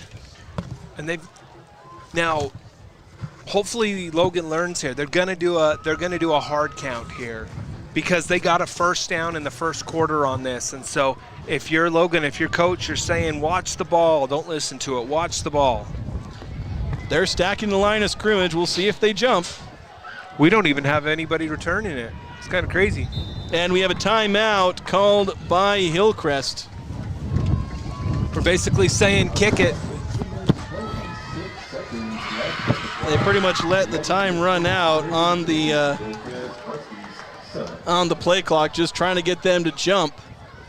We'll keep it here, but I'd like to thank another one of our sponsors of Logan Grizzlies Sports, State Farm agent Lana Powell. From quotes to claims, Lana's office makes insurance easy, straightforward advice, flexible options, and a friendly team who's just a call away. 3:26 to go here in the second quarter, and the Huskies are lining up once again in what looks like an offensive formation. There's a running back behind. You know, they may just try to run this. They're down enough. They probably want to get a drive and the points and end the quarter well, but I thought there was a false start there, but they run it up the middle. Tackled behind the line of scrimmage, and the Grizzlies force a turnover on downs. They'll take over at the plus 26-yard line, 26 yards from another touchdown this first half, and 3 minutes, 20 seconds to do so. What a play. I mean, they ran into the left side of the line, and I mean, I think there were 3 or 4 different Grizzlies there to just create a pile 2 yards on the other side of the line. Just an amazing play by the defense as a team. Crazy play call, though, I'll tell you. Yeah, well, just aggressive, and I think it's just, when you're down 33-7, at that point it's like, look, we got nothing left to lose. They got nothing left to lose, but I'd still I don't know if that was a read option in the quarter, just quarterback handed off, because I want it in his hands and not the running back's hands. Favero alone, he's got 4 to his right. He's going to look to his left, though. Quick throw, caught by about his knees. He's going to catch it, and I think they're going to call him just short. Colt Red catches that one. Impressive catch there on the quick pass from Favero. Favero put it in the place that only Red could catch it. He had to dive for it a little bit, but still a catchable ball, and Red was able to make it. It's one of those that looks inaccurate, but it's not as inaccurate as you think. Yeah. Favero going to take a QB sneak up the middle. He took a big hit there after gaining about 5 or 6 yards. They're going to mark him down at the 10, and so they'll get goal to go with 2 minutes, 44 seconds. And that's one of those the coach is going to be like, just get what you can and slide. I don't want you taking a hit. I'm pretty sure that's what that play was. Get 2 yards, 1 yard at least since it was 2nd and 1, 3 yards, and with the first guy that comes up to you, go down. But Favero decided to get about 7. He'll take the snap here, looks to his right, throws. Pingree gets it hit right as he caught it, though, but he's down at the 3-yard line. It almost looked like Pingree was like, oh, you're throwing it to me? It's like, ooh, the ball, and then before he turns around, he's getting tackled. Yeah. Still beautiful catch. He was open. I mean, Pingree, I don't know if he did a half bobble and then used his body to catch it, and that's why it looked like that. But still, was able to catch the ball on the 2-yard line. Great, the whole playbook's open here. Let's see what we do. Favero under center for the first time today. Hands off to Avila, and he's tackled behind the line of scrimmage. He'll be taken down at the 4, loss of 2 on the run play. Ooh, it looks like, Hillcrest has had our number a little bit when we go into that we're narrow 3, almost the wishbone and stuff. To me, I'm almost wondering if we spread it out and just try to, if they want to run, then. Yeah, the power run game hasn't worked. You got to go back to it just to keep them honest. But, yeah, they've found a lot more success slinging the ball around. So we'll probably see him try one of those. Favero has. And they're going all out with these blitzes. And so maybe if Olsen in the back of the end zone or something. There it is. And here's Favero rolling out to his right. He's just going to run it in. Good for him. Touchdown, Easton Favero. Great. That's just smart. He could have tried to throw the ball, forced it to Olsen, but, he saw that there was a path. He didn't get touched until he was in the end zone. Just great playmaking, great smarts by Favero there. That makes it 39-7. The Grizzlies lead, and they'll try and make it 40. And that's Mason Birch in to kick this one. Zeke Taylor had a couple missed kicks. They'll give Birch the try. That's good. And that one will go through. So with 1 minute and a couple seconds left in the first half, the Logan Grizzlies have a dominant 40-7 lead. I don't think they scored 40 points in a game all year. They have it at halftime. I tell you, this is just, if you're Coach Butts, you're just smiling from ear to ear right now. You haven't played a perfect half, but darn near. You still had some penalties. Defense has got to shore up some of their penalties for first downs. But, they're hustling to the ball. They're making plays. Favero is not putting his receivers in a bad situation, and he's not making bad plays, which is awesome. And you can't ask for more. Probably the downfall of the quarter, saying it's not perfect, is like you said, we probably need to work a little bit on the power run game. We haven't had that open, but it's 40-7. You really don't need that. If you're up 40-7 at halftime, I don't think the coach has all that much to complain about. No. Besides the most granular nitpicks. Mason Birch in for the kickoff. Puts it up. It's going to go only about the 9-yard line, so it'll be a return for Hillcrest. Oh! And a big hit. Big hit delivered by the runner, Kobe Batimana. Number 23. Right into the face That's mask. Quinn Pingree, Yeah, Quinn, he went in for a good tackle, and he got hit right. Yeah, and he's down. And he got up, but then his teammates gently laid him back down on the ground. He might have looked woozy. And his teammates said, no, you're going to lay down there, and they're going to check you for a concussion. Perfect positioning and certainly slowed him down. It looked like a big hit, just two. It almost just like helm to helmet stood up. But I think the runner had a little more speed and a little more strength. Yeah, just had that. And that's why Pingree took the brunt of it. It still looked pretty, though. We'll take a quick break while they check Pingree out for an injury, and we'll be back after this. You can keep warm and toasty inside with a quality-built, super-efficient York furnace. Call Advanced Heating and Air Conditioning at 752-7272. Online at advancedheating-ac.com. York, install confidence. Great Basin Graphics has quality screen printing, detailed embroidery, and award-winning graphic designers. The right look, the right design, the perfect fit. Get noticed with GBG. Get your order in today for spring products. Google Great Basin Graphics for screen printing and embroidery. 966 West 400 North in Logan.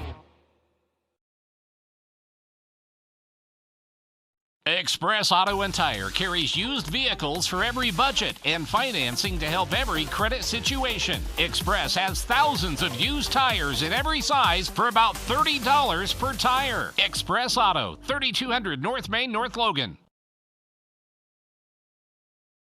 Here's today's hot and perfect tip. Don't follow extreme routines. Do your own thing at Planet Fitness. Join now for just $10 a month and cancel anytime.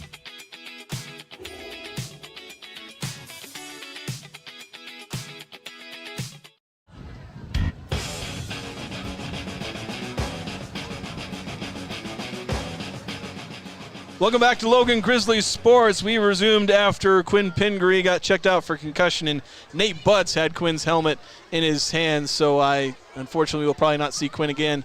Kevon Houston snapping this one for Hillcrest as a long throw, and I'll tell you, Caden Nean was the closest man to that one. Yeah, he saw that. He had the inside track. If that would have been a little better throw and not out of bounds, Nean probably would have tracked that down.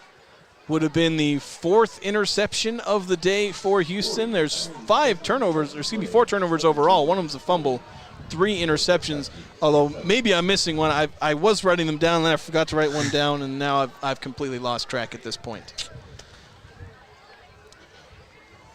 So here we go.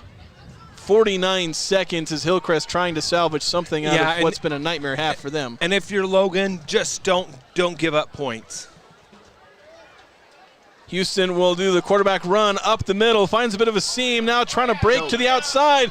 Got some room to run, got a blocker.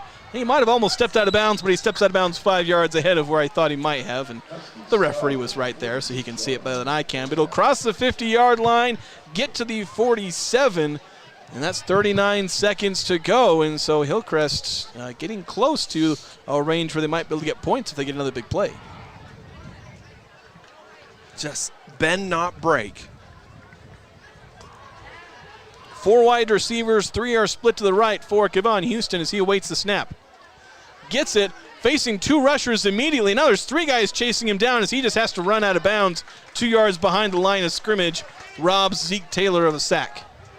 Would they give it to Zeke Taylor? He was the closest one. In college, they give it to him, I know, because I've had them give sacks to guys who chase the quarterback out of bounds. So maybe they do that in high school. He was the nearest. If not, we'll give him a tackle for loss, right? Yeah. That would be a loss of like 4. Yeah. I wasn't keeping track of where the original line of scrimmage was. That's what I said. I don't know the rules. Forgive me. We'll just have to see what the stats come back. Yes. But that could be a sack. We'll see if they give Zeke the sack in the end.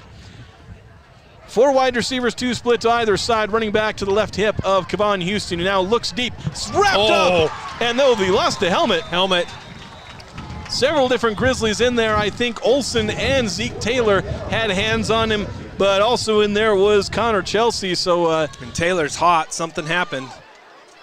Yeah, I don't see a flag, which is good. Either he was just really excited, or he looked like maybe a little frustrated about something. But I don't know. Things happen when guys get wrapped up and they're going to the ground. But you calm down. You live to play another day. I guess they don't have the lose your helmet, sit out of play rule in high school. Unless they call a timeout. I wonder if they call a timeout. They might. Oh, they didn't, because the clock's still going. 13 seconds to go. Unless they forgot to stop the clock at all. Now we have something. Oh, they're saying that he has to go out. There it is. Good job. You called it. So do they start the clock back up now? 8 seconds to go, and the referee hasn't wound the arm, so I think they're just going to let him. Yep, they wind the clock, and clock starts again. 6, 5, 4, 3. I don't think they're going to snap it. That'll be the end of the half. And it took them a second, but they finally blew the whistle. 000 on the clock. It'll be halftime here at Logan High School, and the Logan Grizzlies with a dominating 40-7 lead. We'll take a break. We'll be back with some halftime analysis here on KVNU 102 FM, 610 AM, and streaming online at CashValleyDaily.com. Your Cache and Box Elder County McDonald's take pride in being part of our community. Your local McDonald's is hiring with flexible hours, tuition reimbursement, and great pay. Start your career today. Apply at careers.mcdonalds.com. McDonald's is an equal opportunity employer committed to a diverse and inclusive workforce.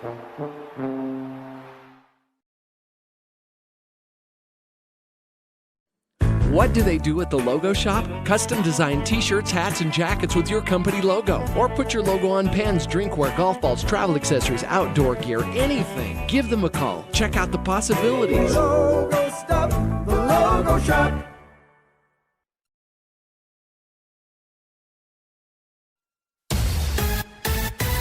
Preston Watts Collision and Glass has been your #1 resource for collision repair and auto glass. We specialize in windshield repairs. Competitive prices, call Preston Watts Collision and Glass at 563-3215. We do it right. This is Dave Simmons. Partner with the pros at Les Olson IT for all your office technology. Everything from copiers to outsourced IT services. Think of lesolsonit.com. Les Olson IT. DD Auto and Salvage is going to pay you the most for junk vehicles. Get rid of your junk vehicles today. Pickup is available. DD Auto and Salvage in Logan. Call 787-1204. That's 787-1204 today. See store for details. RPMs raise your BPMs. Then get up and go. Go turn some heads. Go turn a wrench. Napa has America's largest network of parts and care, here to keep you firing on all cylinders.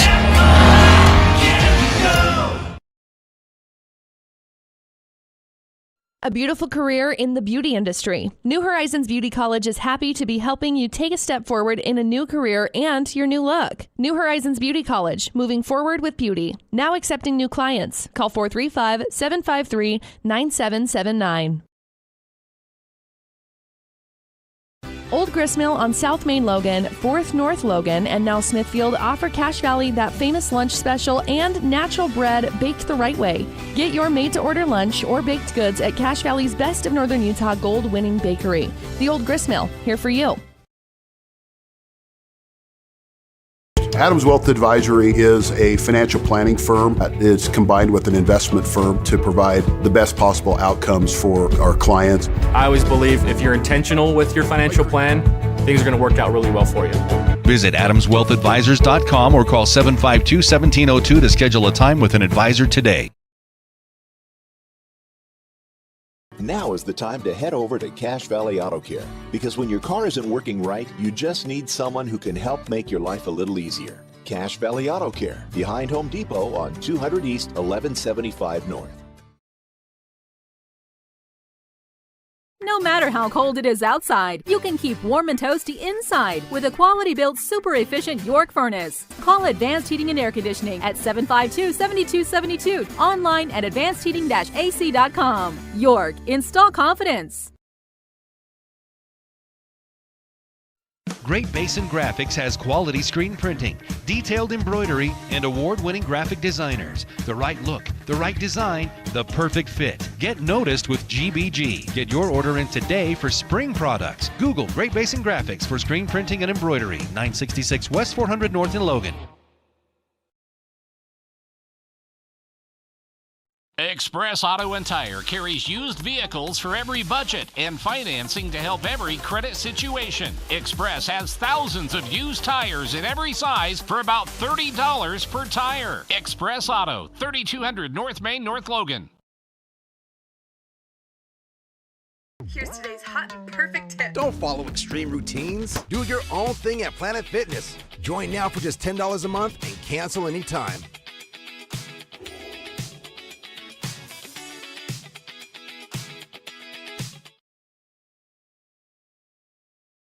Your Cache and Box Elder County McDonald's take pride in being part of our community. Your local McDonald's is hiring with flexible hours, tuition reimbursement, and great pay. Start your career today. Apply at careers.mcdonalds.com. McDonald's is an equal opportunity employer committed to a diverse and inclusive workforce.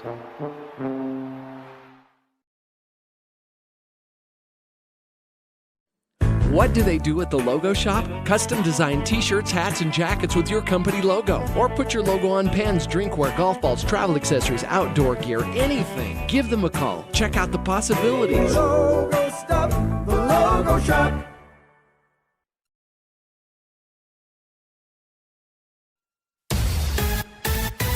Preston Watts Collision and Glass has been your #1 resource for collision repair and auto glass. We specialize in windshield repairs. Competitive prices, call Preston Watts Collision and Glass at 563-3215. We do it right.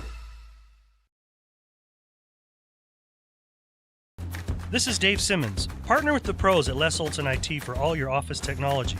Everything from copiers to outsourced IT services. Think of lesolsonit.com. Les Olson IT. DD Auto and Salvage is going to pay you the most for junk vehicles. Get rid of your junk vehicles today. Pickup is available. DD Auto and Salvage in Logan. Call 787-1204. That's 787-1204 today. See store for details. RPMs raise your BPMs. Then get up and go. Go turn some heads. Go turn a wrench. Napa has America's largest network of parts and care, here to keep you firing on all cylinders.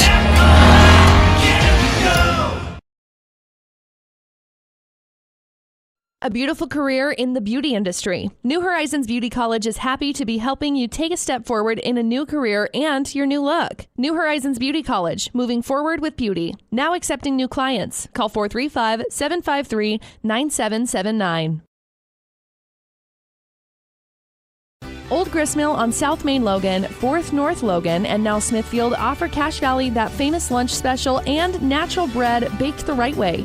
Get your made-to-order lunch or baked goods at Cache Valley's Best of Northern Utah gold-winning bakery. The Old Gristmill, here for you. Adams Wealth Advisory is a financial planning firm that is combined with an investment firm to provide the best possible outcomes for our clients. I always believe if you're intentional with your financial plan, things are going to work out really well for you. Visit adamswealthadvisors.com or call 752-1702 to schedule a time with an advisor today. Now is the time to head over to Cache Valley Auto Care, because when your car isn't working right, you just need someone who can help make your life a little easier. Cache Valley Auto Care, behind Home Depot on 200 East, 1175 North.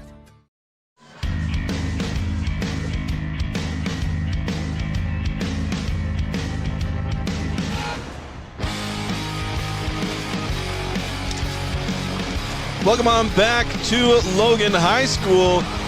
It's halftime here, and the Grizzlies, well, they've already outscored themselves from the game against Hillcrest last year.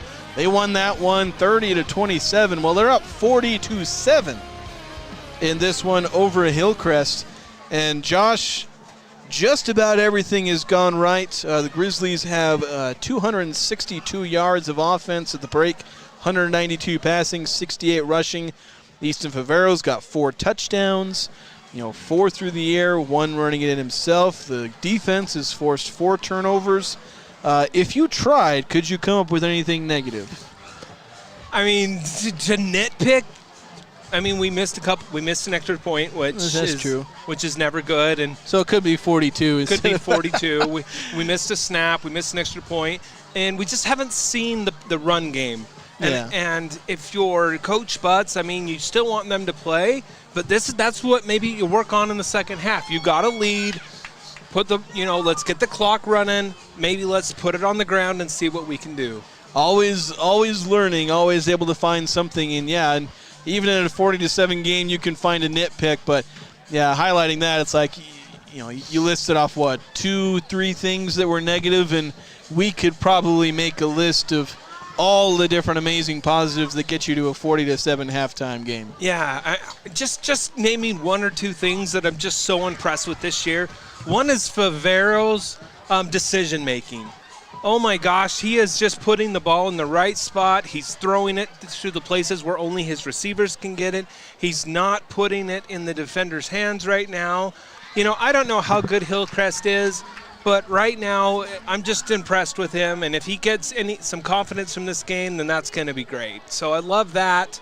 The defense, I love them rallying around, trying to get the turnovers. Usually defenses, come together quicker than some offenses, and you're seeing it that there. But just play calling, too, has been great. Give credit to Coach Butts. I think he took over the offense this year, and so I want to give credit to that. But just fantastic start to the year. Amazing. I wouldn't even say fantastic. I just saw an incredible start. 40-7. I wouldn't have guessed this. So.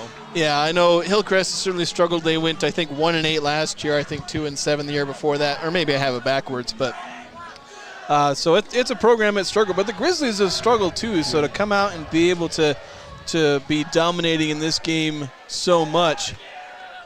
Somebody's getting a happy birthday down there in the stands. Happy birthday, whoever it be. But this is again, just about every aspect of this game has been absolutely fantastic for the Grizzlies. So we'll look forward to the second half. I don't know if we didn't do too many pregame keys. I had 3. I don't know. Let's see how you did on those. Let's see. What were my keys? Fewer turnovers than last time. Check. Establish a balanced offense. Maybe not quite. And maybe in the second half we get that. Yeah, we'll see about the second half, and then don't let Kevon Houston use his legs, which we really haven't. Yeah, I think there's been twice. Yeah, he had that one on the last drive of the first half, but I think overall we've been forcing him to throw, and we've seen that he struggles to throw that deep ball. Yeah, and he's thrown 3 interceptions. Yep. Yeah, 3 interceptions, and he's had one. Well, there's a fumble. A snap went through his hands. But second half keys, I guess you kind of already outlined one. Let's work on the run game. Perfect time to do so. You're up 33 points. Might as well work on the run game. Get that clock running. And close out this one. Get a win on opening weekend. We'll go ahead and take a break. We'll be back after this here on 102.1 FM, 610 AM KVNU, home of the Grizzlies, as well as streaming online at CashValleyDaily.com. No matter how cold it is outside, you can keep warm and toasty inside with a quality-built, super-efficient York furnace. Call Advanced Heating and Air Conditioning at 752-7272. Online at advancedheating-ac.com. York, install confidence. Great Basin Graphics has quality screen printing, detailed embroidery, and award-winning graphic designers. The right look, the right design, the perfect fit. Get noticed with GBG. Get your order in today for spring products. Google Great Basin Graphics for screen printing and embroidery. 966 West 400 North in Logan.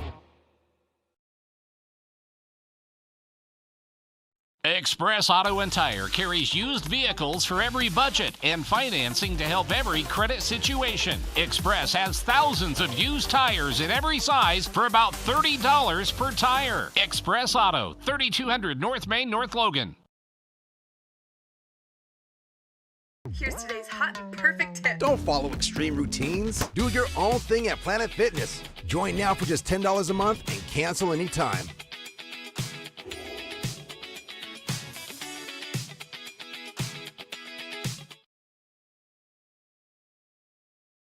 Your Cache and Box Elder County McDonald's take pride in being part of our community. Your local McDonald's is hiring with flexible hours, tuition reimbursement, and great pay. Start your career today. Apply at careers.mcdonalds.com. McDonald's is an equal opportunity employer committed to a diverse and inclusive workforce.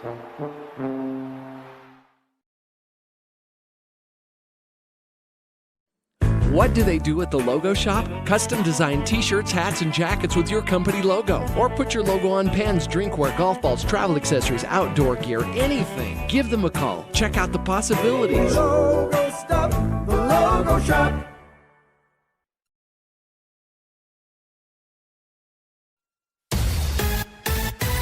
Preston Watts Collision and Glass has been your #1 resource for collision repair and auto glass. We specialize in windshield repairs. Competitive prices, call Preston Watts Collision and Glass at 563-3215. We do it right.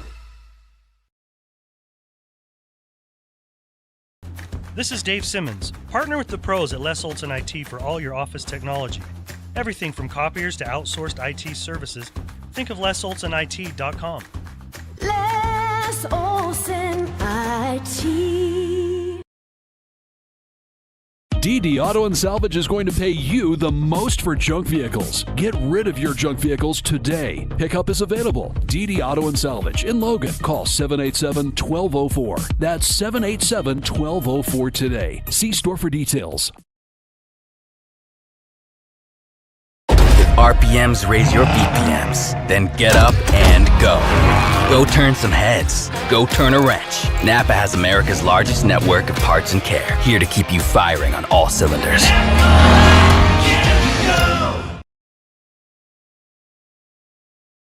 A beautiful career in the beauty industry. New Horizons Beauty College is happy to be helping you take a step forward in a new career and your new look. New Horizons Beauty College, moving forward with beauty. Now accepting new clients. Call 435-753-9779. Old Gristmill on South Main Logan, 4th North Logan, and now Smithfield offer Cache Valley that famous lunch special and natural bread baked the right way. Get your made-to-order lunch or baked goods at Cache Valley's Best of Northern Utah gold-winning bakery. The Old Gristmill, here for you. Adams Wealth Advisory is a financial planning firm that is combined with an investment firm to provide the best possible outcomes for our clients. I always believe if you're intentional with your financial plan, things are going to work out really well for you. Visit adamswealthadvisors.com or call 752-1702 to schedule a time with an advisor today.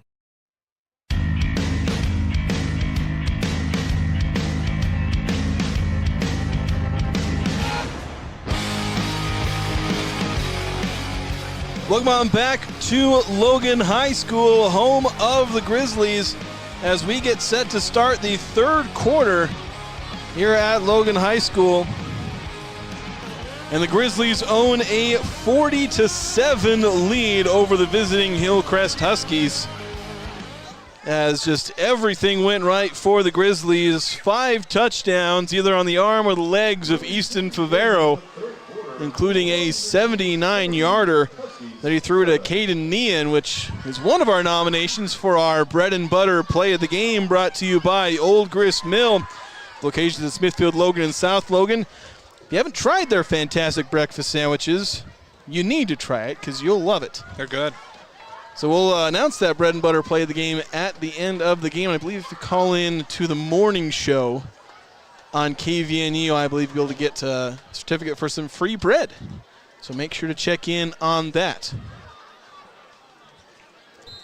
So, 12 minutes on the third quarter clock, and the Grizzlies will get the ball back with this 33-point lead. Are they going to do onside? Nope. They're kicking to that pocket, and you see the film that Logan was watching, or the adjustments they made, as they'll return this one. Ooh, tripped up there just as he got over the 30-yard line. Shoestring tackle. After that tackle, it was just the kicker. So. Yeah, if he gets through there and then breaks an arm tackle, he would have been off to the races across the field and up the right sideline. But as it is, the Grizzlies will take over on the 34, 35? Great return. In between. That's one of those that the kicker's probably like, good. Yeah, we saw them kick to that spot, and the Grizzlies weren't ready for it. And then the second time it comes around, they were great perfectly. Adjustment. It was a great adjustment. Yeah, and that's coaching right there. Bit of a jumbo formation there. They got some tight ends in. They'll hand it off, and trying to dance around and find a hole. Eventually dives forward. Mason Birch gets the 1 yard. See, they may be trying to say, okay, O-line, this is in your hands now. Let's just control the line of scrimmage. Let's make some holes, and let's see what we can do. Short yard, only 2 on that one by Birch. He was dancing a lot. Let's see what happens now. So it'll be 2nd and 8. You got your fancy 3, your wishbone almost, three running backs in the backfield. Yeah, there's your jumbo package there in the backfield. Handoff, trying to go off the left side of the center and gaining about 6 yards. Yep, that's a great play. You'll take that. As we'll look to set up 3rd and 4.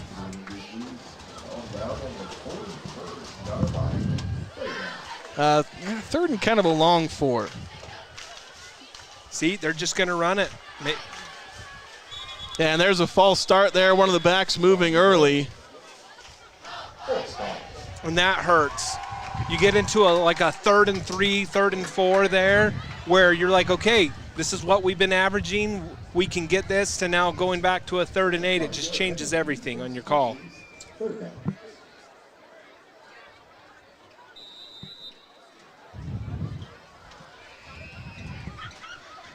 So that'll make it 3rd and about 8. And it'll be an empty backfield this time as Avila motions out. They look to pass him. Now they look back toward the middle. Caught, first down yardage, breaking a tackle, trying to get a little bit extra is Will Ward. Yeah, Will Ward is silently having a great game. I think that's his 3rd catch. All 3 catches have been pretty, I think they've all 3 have been for first downs. And so he's usually the single receiver out on the side, but he hasn't dropped a ball, and he's had some big catches. Grizzlies taking their time. Did some hurry up in the first half, but with the score as it is, it's just time to. They've got to work on the running, and I like what they're doing. I think they're doing just that. Play clock down to 7 as Favero will have to take the snap.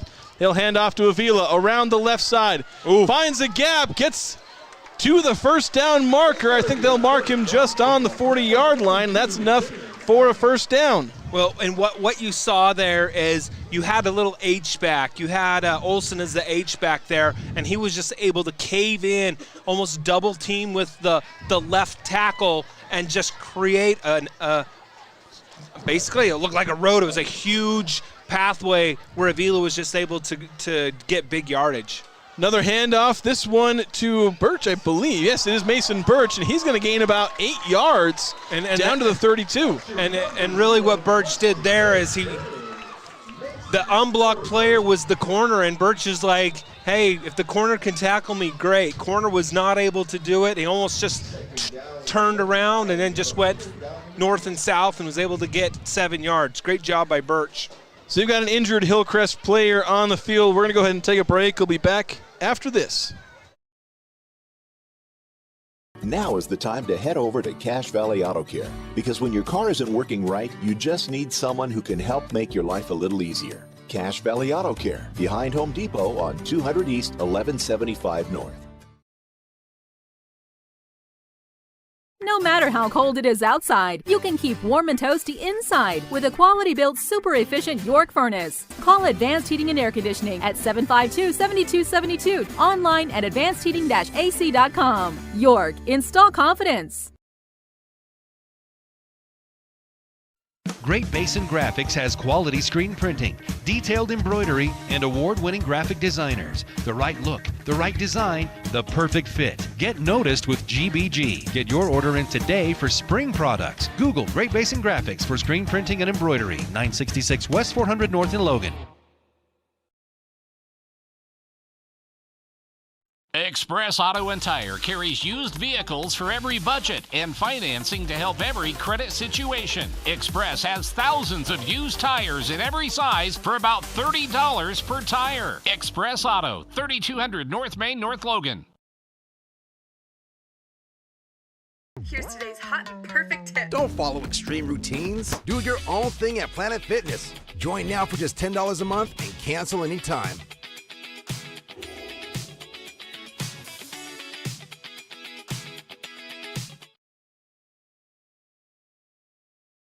Your Cache and Box Elder County McDonald's take pride in being part of our community. Your local McDonald's is hiring with flexible hours, tuition reimbursement, and great pay. Start your career today. Apply at careers.mcdonalds.com. McDonald's is an equal opportunity employer committed to a diverse and inclusive workforce.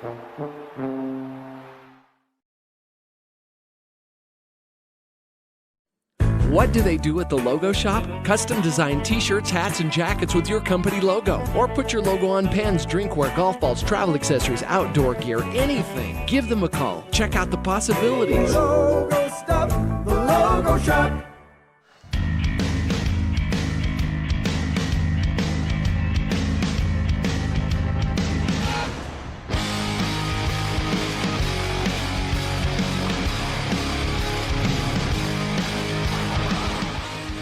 We're back here on KVNU 102.1 FM, 610 AM. Just had an injury timeout. Player getting up and walking off the field, so wish him the best. The Hillcrest Husky was down on the field. Grizzlies starting once again. Handoff to Mason Birch. Fighting for yardage. Down. He was 3 yards short of the first down at first contact, and he will get the first down. He met that first contact and did like a little spin move to get out of that arm tackle and just kept driving his feet for the extra 3 yards, broke another tackle along the way, and was able to get the 3 yards for the first down. I think he got 4 actually, which is a great job by Mason Birch. Grizzlies on the plus 29-yard line. Favero back to pass, throwing deep, has a man, just overthrew him. Not quite on the timing as Will Ward was trying to fight past the defensive back, and they just get slightly more on the same page, and that's a touchdown, but not every play goes your way. 8:32 to go here in the third quarter. Commanding lead for the Grizzlies, 40-7. And what you love is they're running the ball and they're running the clock, which you love too. Grizzlies will hand off. Birch once again with the carry, dancing through the defense, and he'll gain about 6 yards, I think will be the end result. A long 3rd and 4, it looks like. Some score updates. In the third quarter, Cedar leads Bear River 37-7. Ridgeline in the battle between the powerhouses of 4A and 3A. They lead Morgan 21-14 as of 4:03 left in the third. I haven't gotten updates on some of the other games of late. Favero takes a snap, hands off to Avila, follows Birch through the hole, gets across the 20-yard line, and I think they needed the 19 for a first down. And if they're going on the right, the line judge on the right side, yeah, I think they're giving it to him. Yeah, they're signaling. They're signaling around everyone to move the chains. And Avila just snuck in behind. They had Olsen leading up, and he just snuck in and just used his power, drove those legs, and got that extra half yard at the end. That's just something he couldn't do the last 2 years. Clock runs, 7:40 to go here in the third quarter. As Favero lines up 2 running backs next to him, hands to Avila, met in the backfield, and he does well to gain a yard in the end, just kind of diving through the small hole between his left guard and the defender who'd snuck into the backfield. Score update, Mountain Crest leads East 24-0 with 2 minutes to go in the third quarter. Those scores around the valley, you can find them on CashValleyDaily.com if you want to check in on those games, or you can always, again, keep it here on KVNU and on CashValleyDaily.com, streaming on YouTube as well. Favero with 2 backs next to him, hands off to Avila, sneaks through the middle, had a couple defenders in the backfield, just squirted through them, and manages to gain about 5 yards, set up 3rd and about 4. Maybe 3rd and 5. He hit that hole. There wasn't much of a hole there, and he hit it. He snuck through that. I don't know if Birch could have done that. I think it was just big enough for Avila to get through it. Used that power, got the extra yard, was able to get 5. Great job by Avila. 6:27 to go here in the third quarter as Grizzlies line up with 2 wide receivers to the right, 2 to the left. Avila standing behind Favero in the shotgun. And he'll hand off to Avila, darting up the left side, gaining first down yardage. Look, though, they're going to mark him 1 yard shy of the first down. It'll be 4th and 1. He's probably a half yard. You got to go for this. I think they will. I'm not seeing any of the kickers on the field. Mason Birch and Zeke Taylor are your 2 kickers. Now, Mason Birch is coming on, but he's also the running back, so that's not necessarily an indication. And they're going to line up in a power formation. Reed Olson on the left, tip of Favero, Caden Avila on the right, Mason Birch behind the quarterback. They'll snap, hand off to Birch, trying to get up the middle, and he will just barely get it by the looks of it. But we might have to go through all the song and dance of an exact measurement. We'll see. Both sides believing they have achieved their goal. Hillcrest pointing their way, the Grizzlies pointing theirs.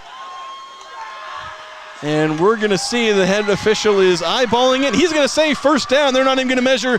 It'll be first down Grizzlies. And what you love is the clock's already down to under 5 minutes and 30 seconds. And so this is just a great drive. This is exactly what they need. They need to work on some of these plays just to get it on film. Here we go, same power formation, 3 backs in the backfield. Handoff to Birch, goes around the right tackle, and he'll get into the end zone. And that looked pretty. There you go. That's the play that you need. They just kept working. Finally, Birch is able to get a hold, just, picked up his knees a little bit, avoided those shoestring tackles, and was able to get into the end zone. And now I believe it'll be Birch who'll have a chance to kick the PAT on his own touchdown with 5 minutes, 10 seconds to go. The 9-yard touchdown from Birch makes it 46-47. We'll see if they can make it a 40-point lead. And they have done just that with 5 minutes, 10 seconds to go. The Logan Grizzlies lead 47-7. Let's take another look at that replay here on CashValleyDaily.com.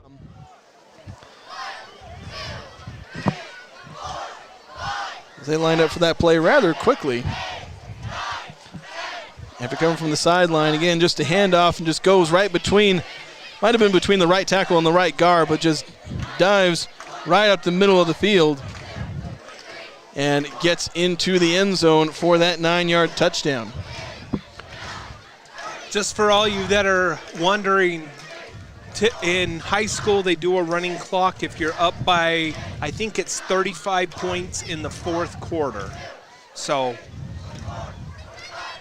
if the fourth quarter comes and the clock runs fast, then you'll know why. Yeah, so you'll be able to see the clock. I know on our graphic it's vibrating a little bit. We got a camera pointed at the clock. With our new little score bug here.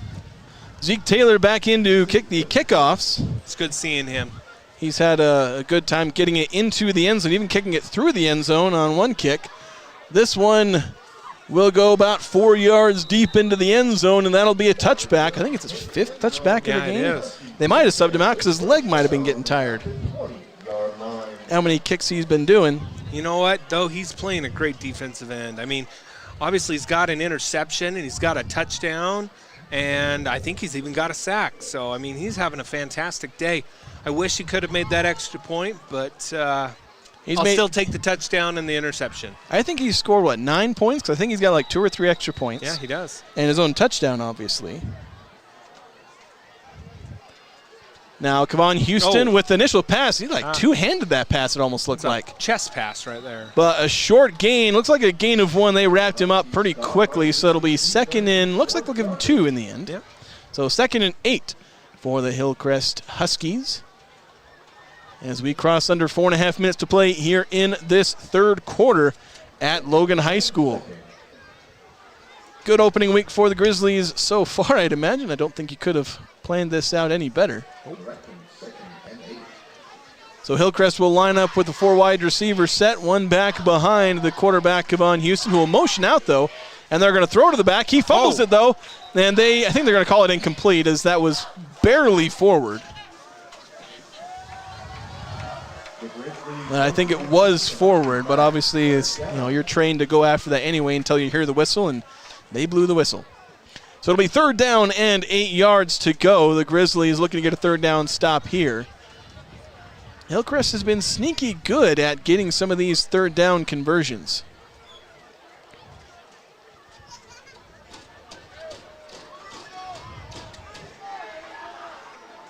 Now line up just inside the right hash. Houston dropping back to pass, throwing long. He's got a man. It's just out of bounds, though. I think he might have caught the ball. No, he didn't. He ended up dropping it anyway. I mean, you're starting to see some different numbers on. I wonder if they're starting to give some players some time. And it looks like they're throwing out an actual punt unit here. They've not sent the punt unit out. They've actually technically only punted once. For a team that has only scored 7 points in the better part of 3 quarters, they've actually not had the official punt team out there yet this game. Grizzlies scrambling to get their right number of players out there, and they called a timeout at the last second, I think. There's a flag. I wonder if we had too many players on the field. Yeah, but they did call a timeout, so they're going to get away with it. I think they're going to get away with it. We're going to see the one ref threw a flag, but the ref on the sideline. It does look like there is a time. Yeah, and the coaches are talking with each other. I don't think they were quite as much on the same page, so again, it's week 1 for them too. As the coach is trying to make sure they haven't had to put their punt return unit on the field yet. So just a wrinkle they got to work through. Coach Butts talking with the team. Let's get everything on the same page. Let's get this working. They're going to return a punt for the first time today. As the official is officially saying is a timeout by the Grizzlies. 2:56 to go here in the third quarter. Reminder about DD Auto and Salvage, one of our great sponsors of Logan High School Sports. DD Auto and Salvage is Cache Valley's #1 place to get the most money for junk vehicles and scrap metal. Pickup is available. Call 435-787-1204. That's 435-787-1204. But what I love, Jason, is you're starting to see, like, they've got number 12 in right now playing corner as a sophomore. That's Ozzie Fryer.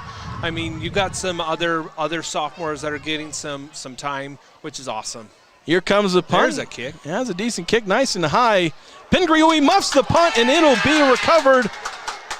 Yeah, it'll ultimately be recovered by Hillcrest. First turnover of the day for the Grizzlies as Pingree couldn't quite reel in the punt. It was almost going to be one of those shoestring catches on punts, which are very difficult even for the best of them. So unfortunate mistake for the Grizzlies, but they are up 40 points. And if it's way in front of him, you just got to get that fair catch and you can get it. If you can't get it, just let it go. The good thing is the punt was only 15 yards, so they're on the 40-yard line. It almost looks like it's a penalty. Let's just use this. So a handoff to the running back, going around the side. Just about getting around Zeke Taylor. But Zeke still turned him around. Taylor did not end up getting the tackle, but he grabbed enough of his collar, not a horse collar. No, he grabbed him enough to spin him around, and then his teammates cleaned it up. That's still a great job by defensive end doing his responsibility. Big loss. I mean, that's a loss of almost 7 yards. Yeah, so it'll be second, and the scoreboard is officially calling it 18, so we'll say 17 or 18 yards. I'm not going to count out the hash marks. High snap. Kevon Houston eventually snags it, though. He's going to run out to the right side, trying to find someone, but Graydon Olson is going to meet him and drag him out of bounds for a sack. That'll be a loss of about 2 more. And that puts them at the 32-yard line, and they've got to make the 49 on the opposite side of the field. So do the math on that one. That was great. Actually, it was number 0, Mason Birch, that just was it Birch? Yeah, it was Birch that saw the angle and just sprinted. What I loved about it is he didn't go up to the quarterback. He picked the perfect angle, met him on the sidelines, and just pushed him, used the sideline as an extra, as almost like an extra player, and just pushed him out. Great job by Birch. And here's the long throw on 3rd and long, nearly reeled in one-handed, but couldn't quite get it. What I love there is number 10. It looks like Mason Red. He could have maybe done a cheap shot there back in the day. That's one of those, that they could have hit his legs or other things, but he did a great job of just letting him play. Creates a big 4th down and looks like almost 20. They still say 18. I don't know how it was 18 before. Well, it was 18, then they put it down to 16. Now it's back up to 18. There we go. We'll take it. So 25 seconds to go here in the 3rd quarter. Punt unit out for Hillcrest, and they'll boot it. Oh, we almost had that. And Pingree, fair catch on this one, falls forward as he catches it anyway. So this time reels it in. The Grizzlies will take over now with 17 seconds to go here in the 3rd. Preston Watts Collision and Glass has been in business for 60 years. Next time you crash, call Preston Watts Collision and Glass. That kind of rhymes. I didn't realize that as I was reading it. Let's look and see if they put any different players in. Looks like their first teamers are still out there. Their first teamers are number 17. Who's 17? Kian Naylor, the senior. So they're putting in some different players, and so Naylor's in on the so they're just getting some other people in. And the clock ran after that punt, so I guess I don't know if the clock is supposed to run at that point, but we'll take it. That's going to be the end of the 3rd quarter. We'll take a break and be back after this here on 102.1 FM, 610 AM, KVNU, and streaming online at CacheValleyDaily.com.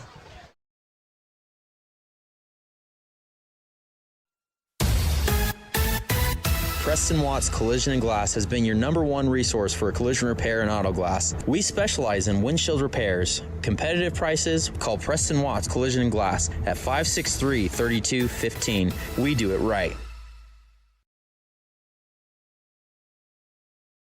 This is Dave Simmons. Partner with the pros at Les Olson IT for all your office technology. Everything from copiers to outsourced IT services. Think of LesOlsonIT.com. Les Olson IT. DD Auto and Salvage is going to pay you the most for junk vehicles. Get rid of your junk vehicles today. Pickup is available. DD Auto and Salvage in Logan. Call 787-1204. That's 787-1204 today. See store for details.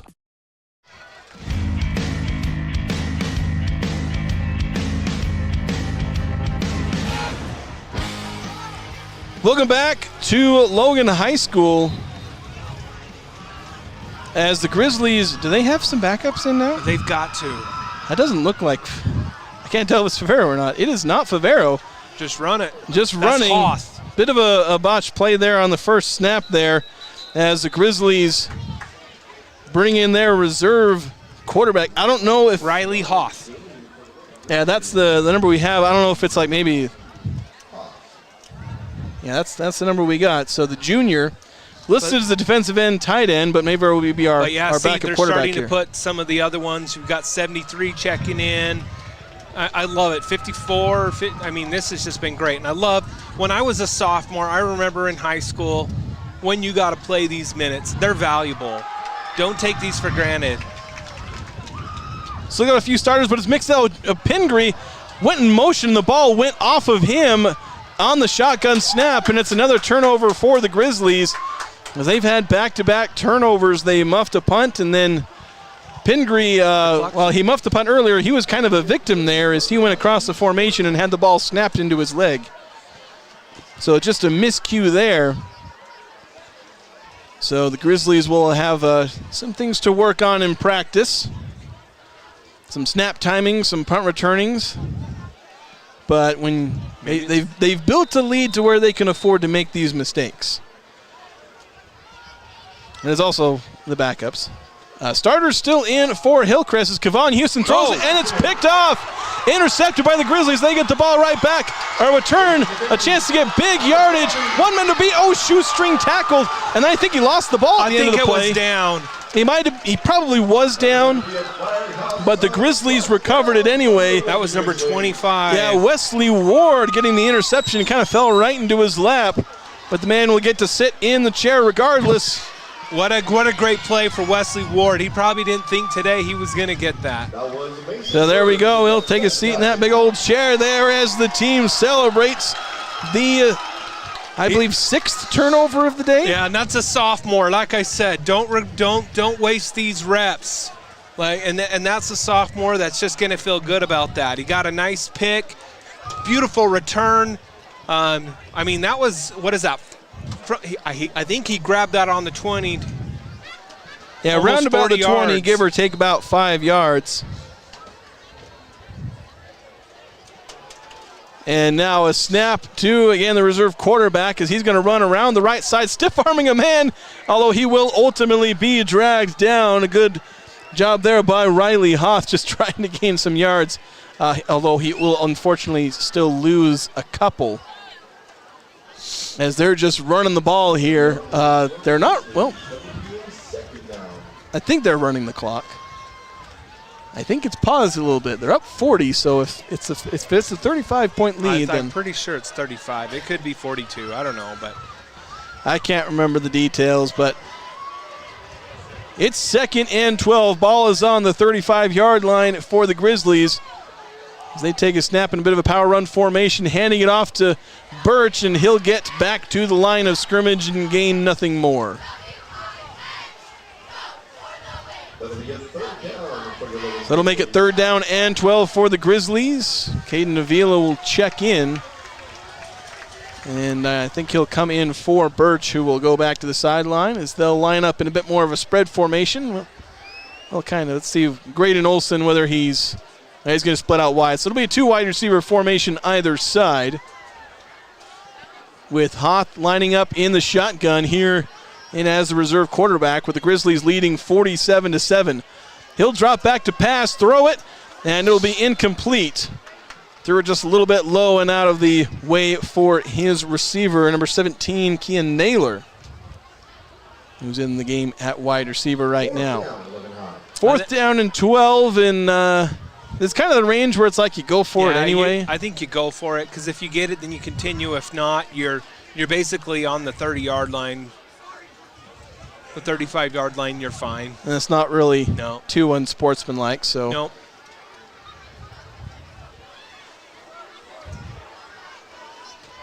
So here we are, 4th and 12. The Grizzlies just giving a go at it anyway. Hoth will drop back to pass, and he'll step up in the pocket looking to throw. Pump fakes a couple of times. Ultimately just didn't have anyone to throw to and just gets ushered out of bounds at the 38-yard line. It'll be a turnover on downs for the Grizzlies. Maybe not. Yeah, they've not been running the clock, so I guess it might be 42 points. I'm going to look it up.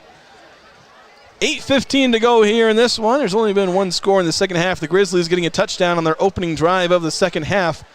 But outside of that, no scores, as they've largely gone to their backups now. So, well, the clock's running now, Josh. So maybe they just stopped it for a moment. But the Huskies, I believe, still trying out their first team.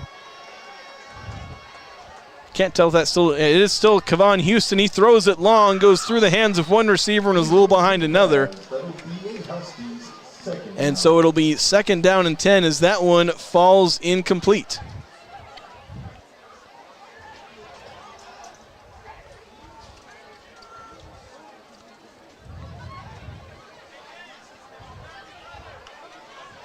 Clock runs, so still running here, so 7:37 to go here in the game as we're winding down this one opening week, as the Grizzlies will celebrate a victory in week 1 here against the Huskies for a 2nd straight year.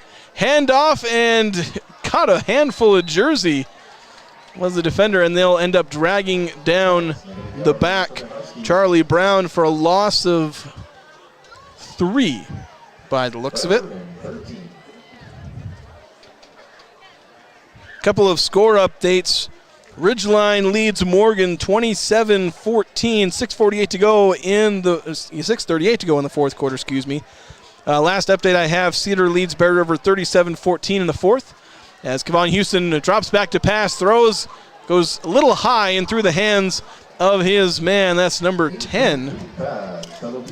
Number 10, Braden Wetzel, who's their leading receiver, I believe, leading returning receiver for the team. And so the punt team comes out once again for Hillcrest.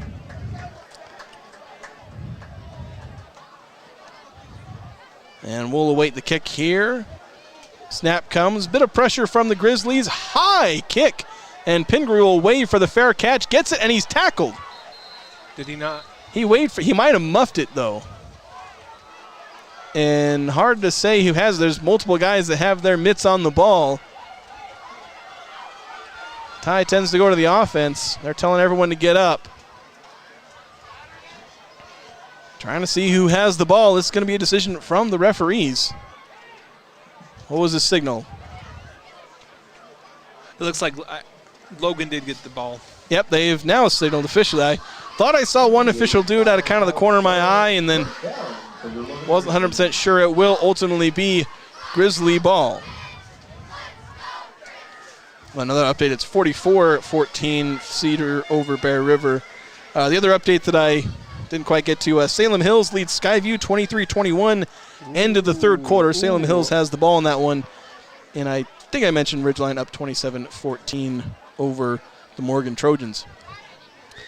At Planet Fitness, they got big fitness energy for all the benefits, all for less at Planet Fitness. Also like to thank some of the other sponsors, Young Automotive, the Logan High coaches who are sponsoring the Grizzlies, and CashValleyDaily.com.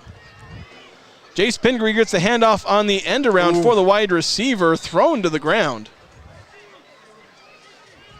I like the play, though. He's got the speed to do that, to try to get that edge.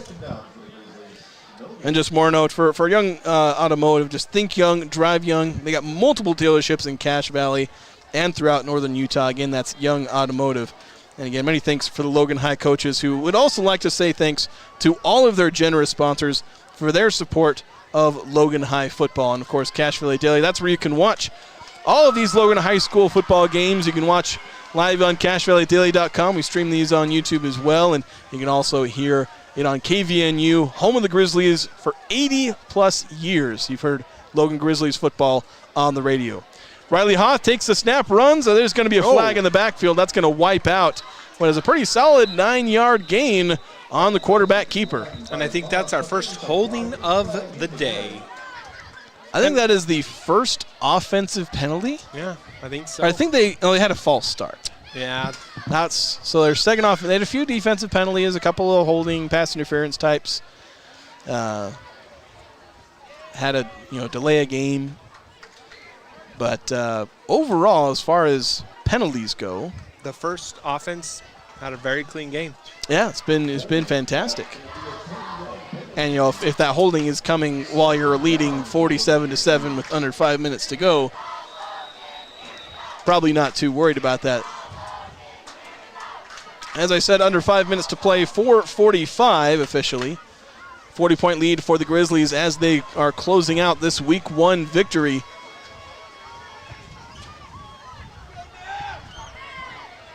It's officially youth night for the Grizzlies. Riley Hoth with the pitch out to the left side, cutting back in toward the middle and running up the middle. I believe that was Avila. Yep. As he'll gain about 7 or 8 yards.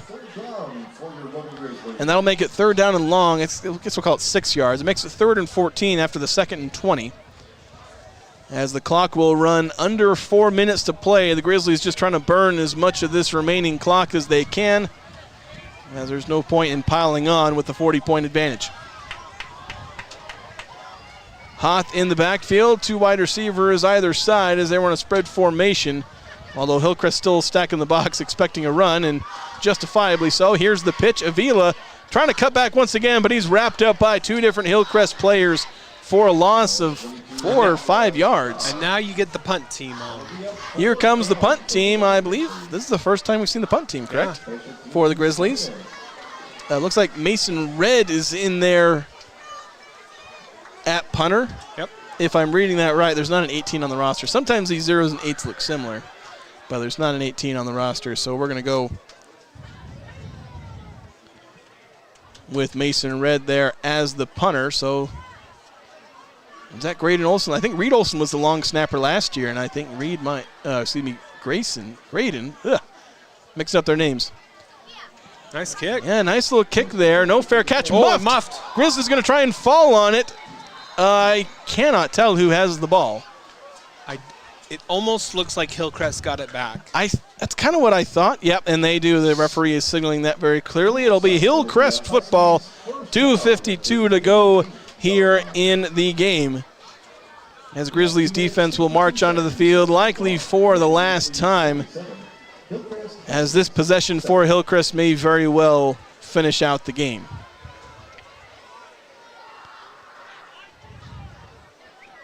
Clock will pause for the moment. We had an update. Ridgeline extended their lead. I think they went up 34. And Mountain Crest is now up 38-0 on East. Green Canyon just scored a touchdown, so 27-7. They're trailing Provost, though. Oh, yeah, they're trailing 27-7. Go on, Houston, back to pass, stepping up in the pocket. He's still looking to pass. He throws. Had his man, but through his hands. That ball was on target on time, and now the receiver's upset, but the coaches are good coaching there. Kid is upset with themselves, but the coaches are not letting him be upset with himself, sending him back out there. And Bear River is down 14-44 against Cedar. Cedar will be here in, I think, 2-3 weeks. So that'll be a fun game for Logan. Yeah, Cedar will be here in Logan And it looks like Salem Hills is, I don't know if you announced this, 23-21 versus Skyview. Yeah. They're up. Incomplete pass for Hillcrest as the clock will run under 2 minutes. 3rd and 10 is our down and distance here as Hillcrest awaiting the sideline. You mentioned Ridgeline 34-14 over Morgan. Yep. As they're about to close that one out. So what a second half by Ridgeline. Yeah, Ridgeline really opened that up. So looking like a decent week for Cache Valley schools. Let's say Region 11 schools, but the Grizzlies aren't in Region 11 anymore. They're in 3A North. Handoff to Charlie Brown as he runs around the left edge, gets to the edge, going up the left sideline, gaining a big chunk of yards. He will get down to about the 31-yard line. I think they're marking him out in the 34. I think they're shortening him a few yards. That'll be a Hillcrest first down, 1:22 left on the clock. As the Huskies will try and get their second score of this game. Here in the, I forgot to update the quarter. Our score bug has said it's the fourth quarter the whole time, or the third quarter. 1:08 to go here in the game. As Kevon Houston will drop back to pass, looking to his left, steps up in the pocket, has a few hands around him. They'll tackle him. He will gain yardage though. Gain 5 yards on what was almost kind of a sack. Yeah. Just falling forward a little bit. Under 50 seconds to go. The Logan Grizzlies emulating the herd, chanting, "I believe that we have won." And the Grizzlies will have done just that in about 40 seconds here as they close out this home victory. Hillcrest, though, with a couple more plays to potentially change the final score, although not the result, unfortunately for him. Houston will hand off to Brown as he tries to get around the left side, and he will get to the end zone for a touchdown as Hillcrest softens the blow a little bit by getting a touchdown. That'll make this one 47-13. And they'll have a PAT to try and make it 14. Salvaging a little bit of pride here with 17 seconds left in the game. They got a touchdown pretty much right at the end of the, I guess, let's see, I had the time of when they scored. I guess it was 8:22 in the second. So it's in the second, yep, kind of middle of the first half. Yep. The PAT is good, so that'll make it 47-14, which will likely be the final score. The Grizzlies will come out and return this kick. I don't know if Hillcrest will try an onside, if nothing else, to practice it, but...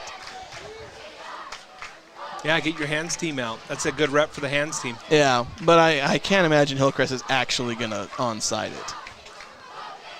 At some point, you just, like I said, the only reason would be to practice it, and at that point, just have a head coach run over and say, hey, we're going to practice an onside kick just because. Nate Butts is out talking to the officials. I'm not sure exactly what he's talking to the officials specifically about. And he's not mad at the officials from what it looks like. He's just telling them something, some kind of communication. And I'm looking to see if maybe they are going to try an onside kick. And the Grizzlies are drifting a little more forward in their return formation, as if kind of maybe expecting it.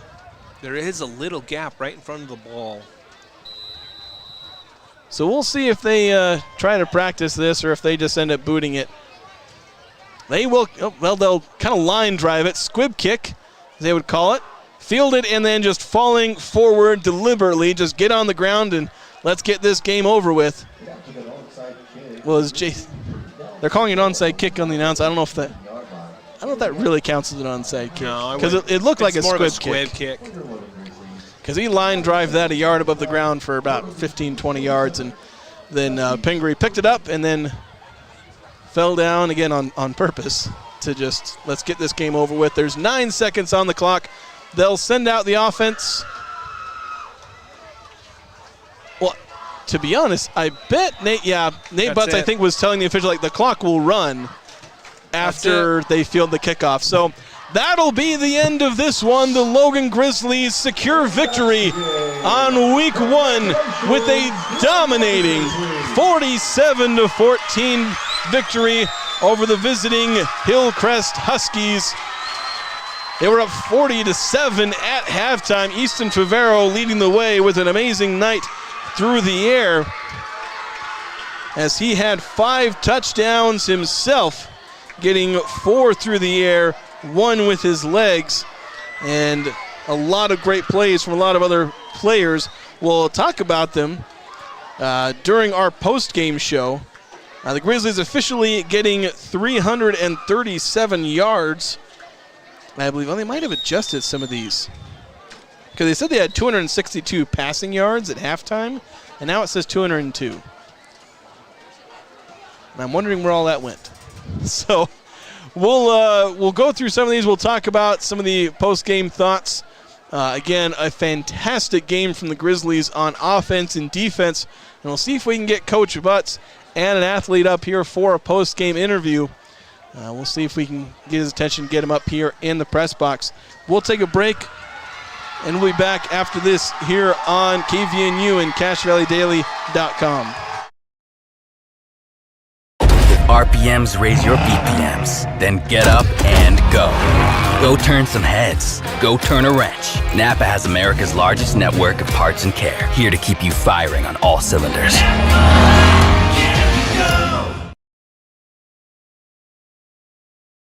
A beautiful career in the beauty industry. New Horizons Beauty College is happy to be helping you take a step forward in a new career and your new look. New Horizons Beauty College, moving forward with beauty. Now accepting new clients. Call 435-753-9779.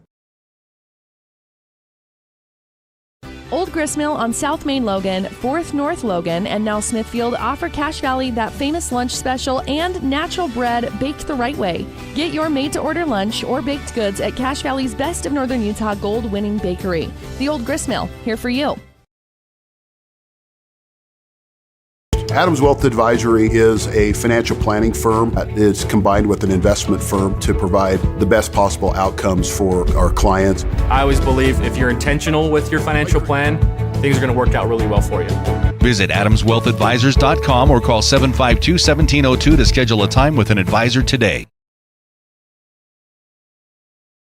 Now is the time to head over to Cache Valley Auto Care, because when your car isn't working right, you just need someone who can help make your life a little easier. Cache Valley Auto Care, behind Home Depot on 200 East, 1175 North. No matter how cold it is outside, you can keep warm and toasty inside with a quality-built, super-efficient York furnace. Call Advanced Heating and Air Conditioning at 752-7272. Online at advancedheating-ac.com. York, install confidence. Great Basin Graphics has quality screen printing, detailed embroidery, and award-winning graphic designers. The right look, the right design, the perfect fit. Get noticed with GBG. Get your order in today for spring products. Google Great Basin Graphics for screen printing and embroidery. 966 West 400 North in Logan. Express Auto and Tire carries used vehicles for every budget and financing to help every credit situation. Express has thousands of used tires in every size for about $30 per tire. Express Auto, 3200 North Main, North Logan.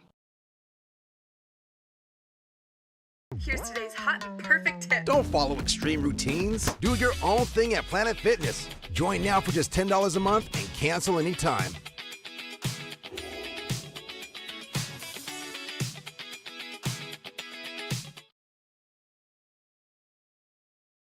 Your Cache and Box Elder County McDonald's take pride in being part of our community. Your local McDonald's is hiring with flexible hours, tuition reimbursement, and great pay. Start your career today. Apply at careers.mcdonalds.com. McDonald's is an equal opportunity employer committed to a diverse and inclusive workforce.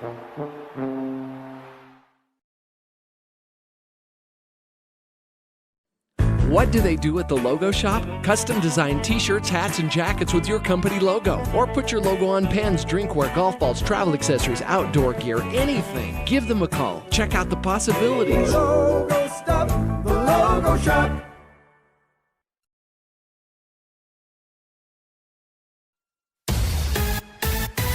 Preston Watts Collision and Glass has been your #1 resource for collision repair and auto glass. We specialize in windshield repairs. Competitive prices, call Preston Watts Collision and Glass at 563-3215. We do it right. This is Dave Simmons. Partner with the pros at Les Olson IT for all your office technology. Everything from copiers to outsourced IT services. Think of lesolsonit.com. Les Olson IT. DD Auto and Salvage is going to pay you the most for junk vehicles. Get rid of your junk vehicles today. Pickup is available. DD Auto and Salvage in Logan. Call 787-1204. That's 787-1204 today. See store for details. RPMs raise your BPMs. Then get up and go. Go turn some heads. Go turn a wrench. Napa has America's largest network of parts and care. Here to keep you firing on all cylinders.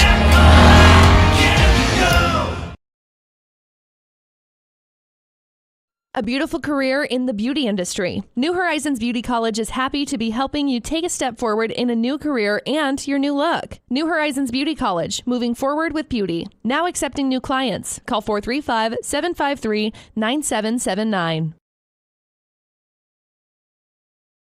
Old Gristmill on South Main Logan, 4th North Logan, and now Smithfield offer Cache Valley that famous lunch special and natural bread baked the right way. Get your made-to-order lunch or baked goods at Cache Valley's Best of Northern Utah gold-winning bakery. The Old Gristmill, here for you.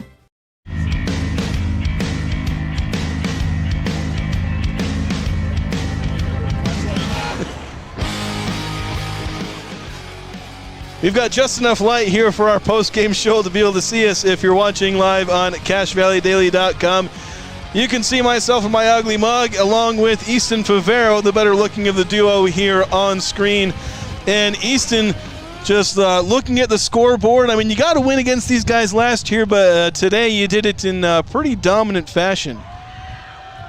I mean, that's what we come here to do. And, you know, I got a lot of great players surrounding me, so, I mean, they just make my job easy. Well, I guess AC threw a touchdown to, I think, 4 different receivers, because you had one to Nian, you had one to Graydon, you had one to Jace Pingree, and I'm forgetting who the other one was.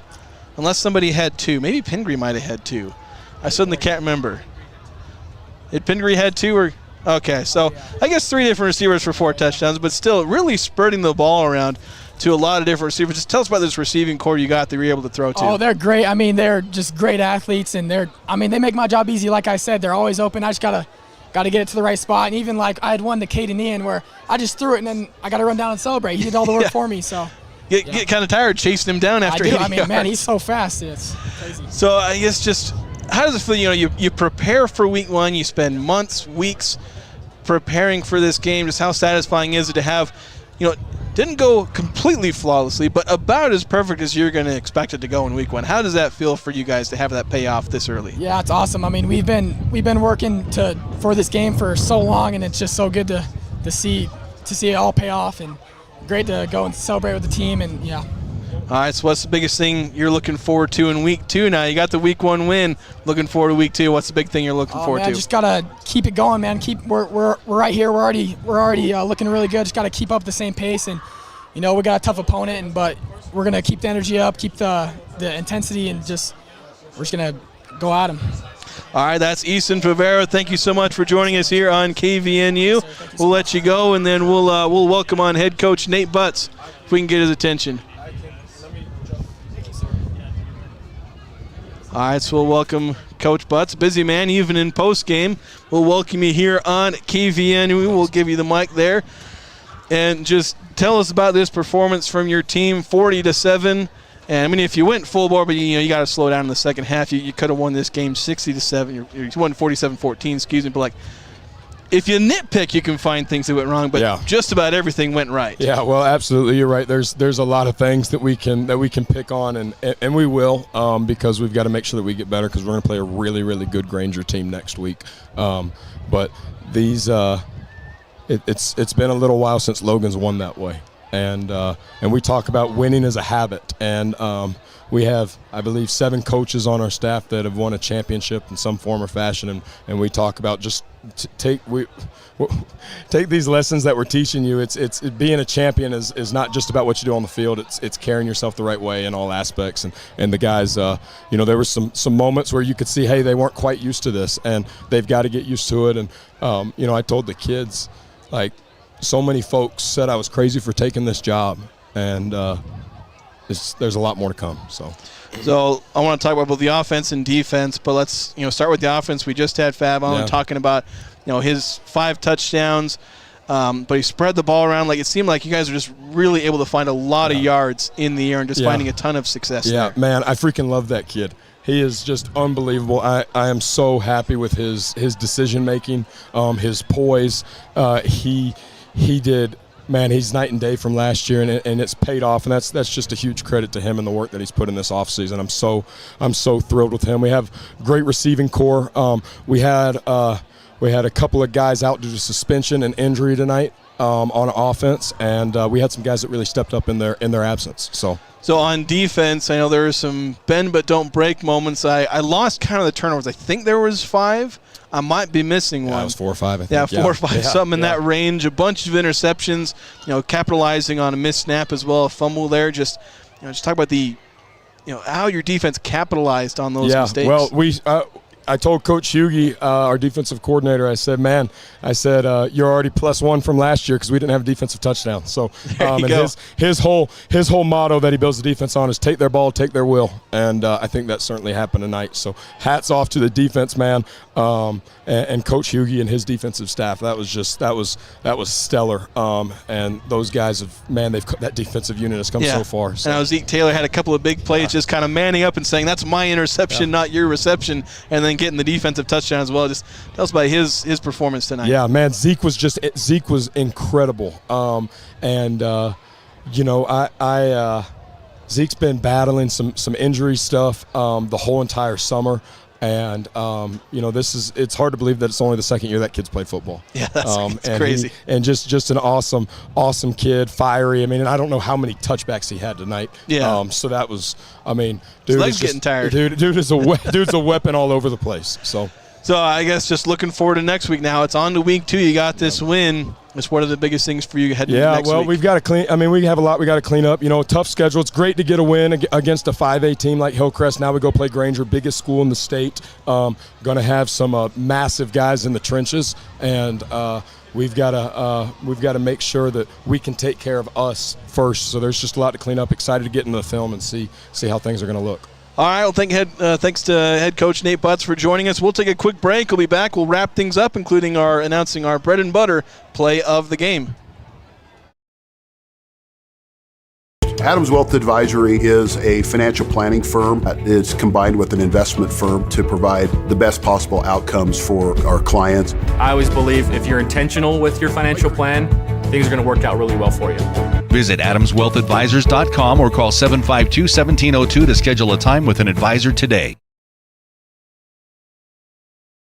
Now is the time to head over to Cache Valley Auto Care, because when your car isn't working right, you just need someone who can help make your life a little easier. Cache Valley Auto Care, behind Home Depot on 200 East, 1175 North. No matter how cold it is outside, you can keep warm and toasty inside with a quality-built, super-efficient York furnace. Call Advanced Heating and Air Conditioning at 752-7272. Online at advancedheating-ac.com. York, install confidence.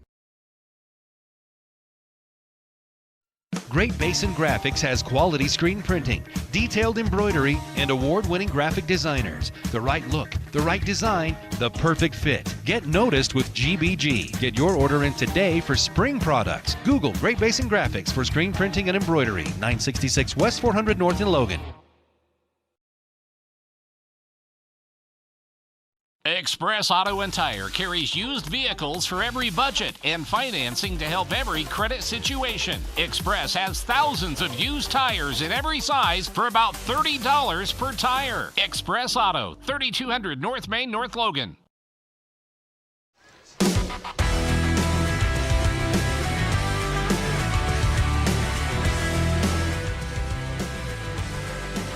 Welcome on back to our post-game show here. I'll sit down since now we got Josh Anderson on camera here on CashValleyDaily.com. If you're watching video on there, of course, if you're listening on radio on KVNU, home of the Grizzlies for more than 80 years. We've got broadcasts going back to the 1930s on KVNU of Logan Football. I've personally heard recordings of games in the 1950s. And it's crazy that they had a recording of about a quarter of football of a game down in Box Elder, and it's just, I don't know, maybe I can try and mimic their style. It might be a lot of fun. But we're talking about football in the year of our Lord 2025, and it's the Logan Grizzlies 47, Hillcrest Huskies 14. Man, what Josh, a game, yeah, Jason. what a game. What a game. I mean, you could say so many things about this. How fun was it? Beautiful weather. I'm just fantastic opening day. Yeah, absolutely. And we've got a couple of superlatives to hand out. Well, although, again, thanks to Easton Favero for coming on the show along with our post-game show along with head coach Nate Butts. He's also getting a well-deserved interview with the paper to discuss their win. But a couple of our superlatives, we have the Old Grist Mill bread and butter play of the game. And we decided on this. We pretty much had it decided at halftime, but we put a pause to make sure there wasn't another. And since you slow down in the second half to be sportsmanlike, there weren't as many amazing plays. There were plenty of good candidates, some amazing plays there, but ultimately we settled on the longest touchdown of the day for the Grizzlies. 79 yards by Caden Nean. The reason why it was so important is because Hillcrest had just scored their first touchdown, and, you know, how was Logan going to react? And they reacted with a beautiful play call, and Caden Nean went 79 yards to the ship, and yeah, that was the game. That was that. Yeah, as you said, like Hillcrest scored their first touchdown. It was 20-7. It's like, look, Grizzlies went up 17-0 in that game last year, and they ended up losing the lead briefly before ultimately coming back and winning, but they responded immediately, as you said. So remember those details, write them down. 8:04 in the second quarter, 8 minutes, 4 seconds to go in the second quarter. You write that down as well. A 79-yard touchdown reception from Caden Nean on the pass from Easton Favero, and include as many details as you want. I'll be sending this along to J.D. Walker, and they should have a certificate for free bread. I think it's 4 loaves of bread. 4 loaves of bread. I think that's what it is. It's free bread from the Old Grist Mill, and that is well worth the effort of writing down our bread and butter play of the game. We've also got our Napa Auto Parts best play of the game. Your locally owned Napa Auto Parts supplies parts to over a dozen local Napa Auto Care Centers. You can count and trust on their ASE certified mechanics. So we have our Napa Auto Parts best part of the game, and Josh, we highlighted the offense, but I think the defense with this best part of the game certainly deserves a nod with all those turnovers they forced. Incredible. I mean, they even got a touchdown on defense, but I think it was 5 turnovers, 4 interceptions, 1 fumble, 4 a touchdown. Just incredible. Whenever Hillcrest tried to do something, they make a big play, we'd get a turnover. We did that twice. They'd get like a 30-yard play. The next play would be a turnover. Just incredible the way the defense rallied around it. And that turnover chair there got a lot of usage today. Oh, yeah, I need to ask what the name of that chair is. But incredible. Best play, best part of the game, defensive turnovers. Yeah, definitely. So that's going to wrap things up. That's going to wrap things up for us here on KVNU 102.1 FM, 610 AM KVNU, and as always, streaming online at CashValleyDaily.com. I've been Jason Walker along with Josh Anderson. Thank you so much for listening, and we'll catch you guys next week as the Grizzlies take on Granger in Week 2 of this high school football season. Have a good evening, everyone. This Logan Grizzlies broadcast has been a presentation of KVNU 610 AM and 102.1 FM and CashValleyDaily.com. Made possible by the support of our sponsors, Advanced Heating and Air Conditioning, DD Auto and Salvage, Old Grist Mill, Preston Watts Collision and Glass, Adams Wealth Advisors, State Farm Agent Lana Powell, Cache Valley Auto Care, Cache Valley Daily, Young Toyota and Young Honda, Napa Auto Parts, Les Olson IT, The Logo Shop, and Planet Fitness. Watch replays of previous games on CacheValleyDaily.com.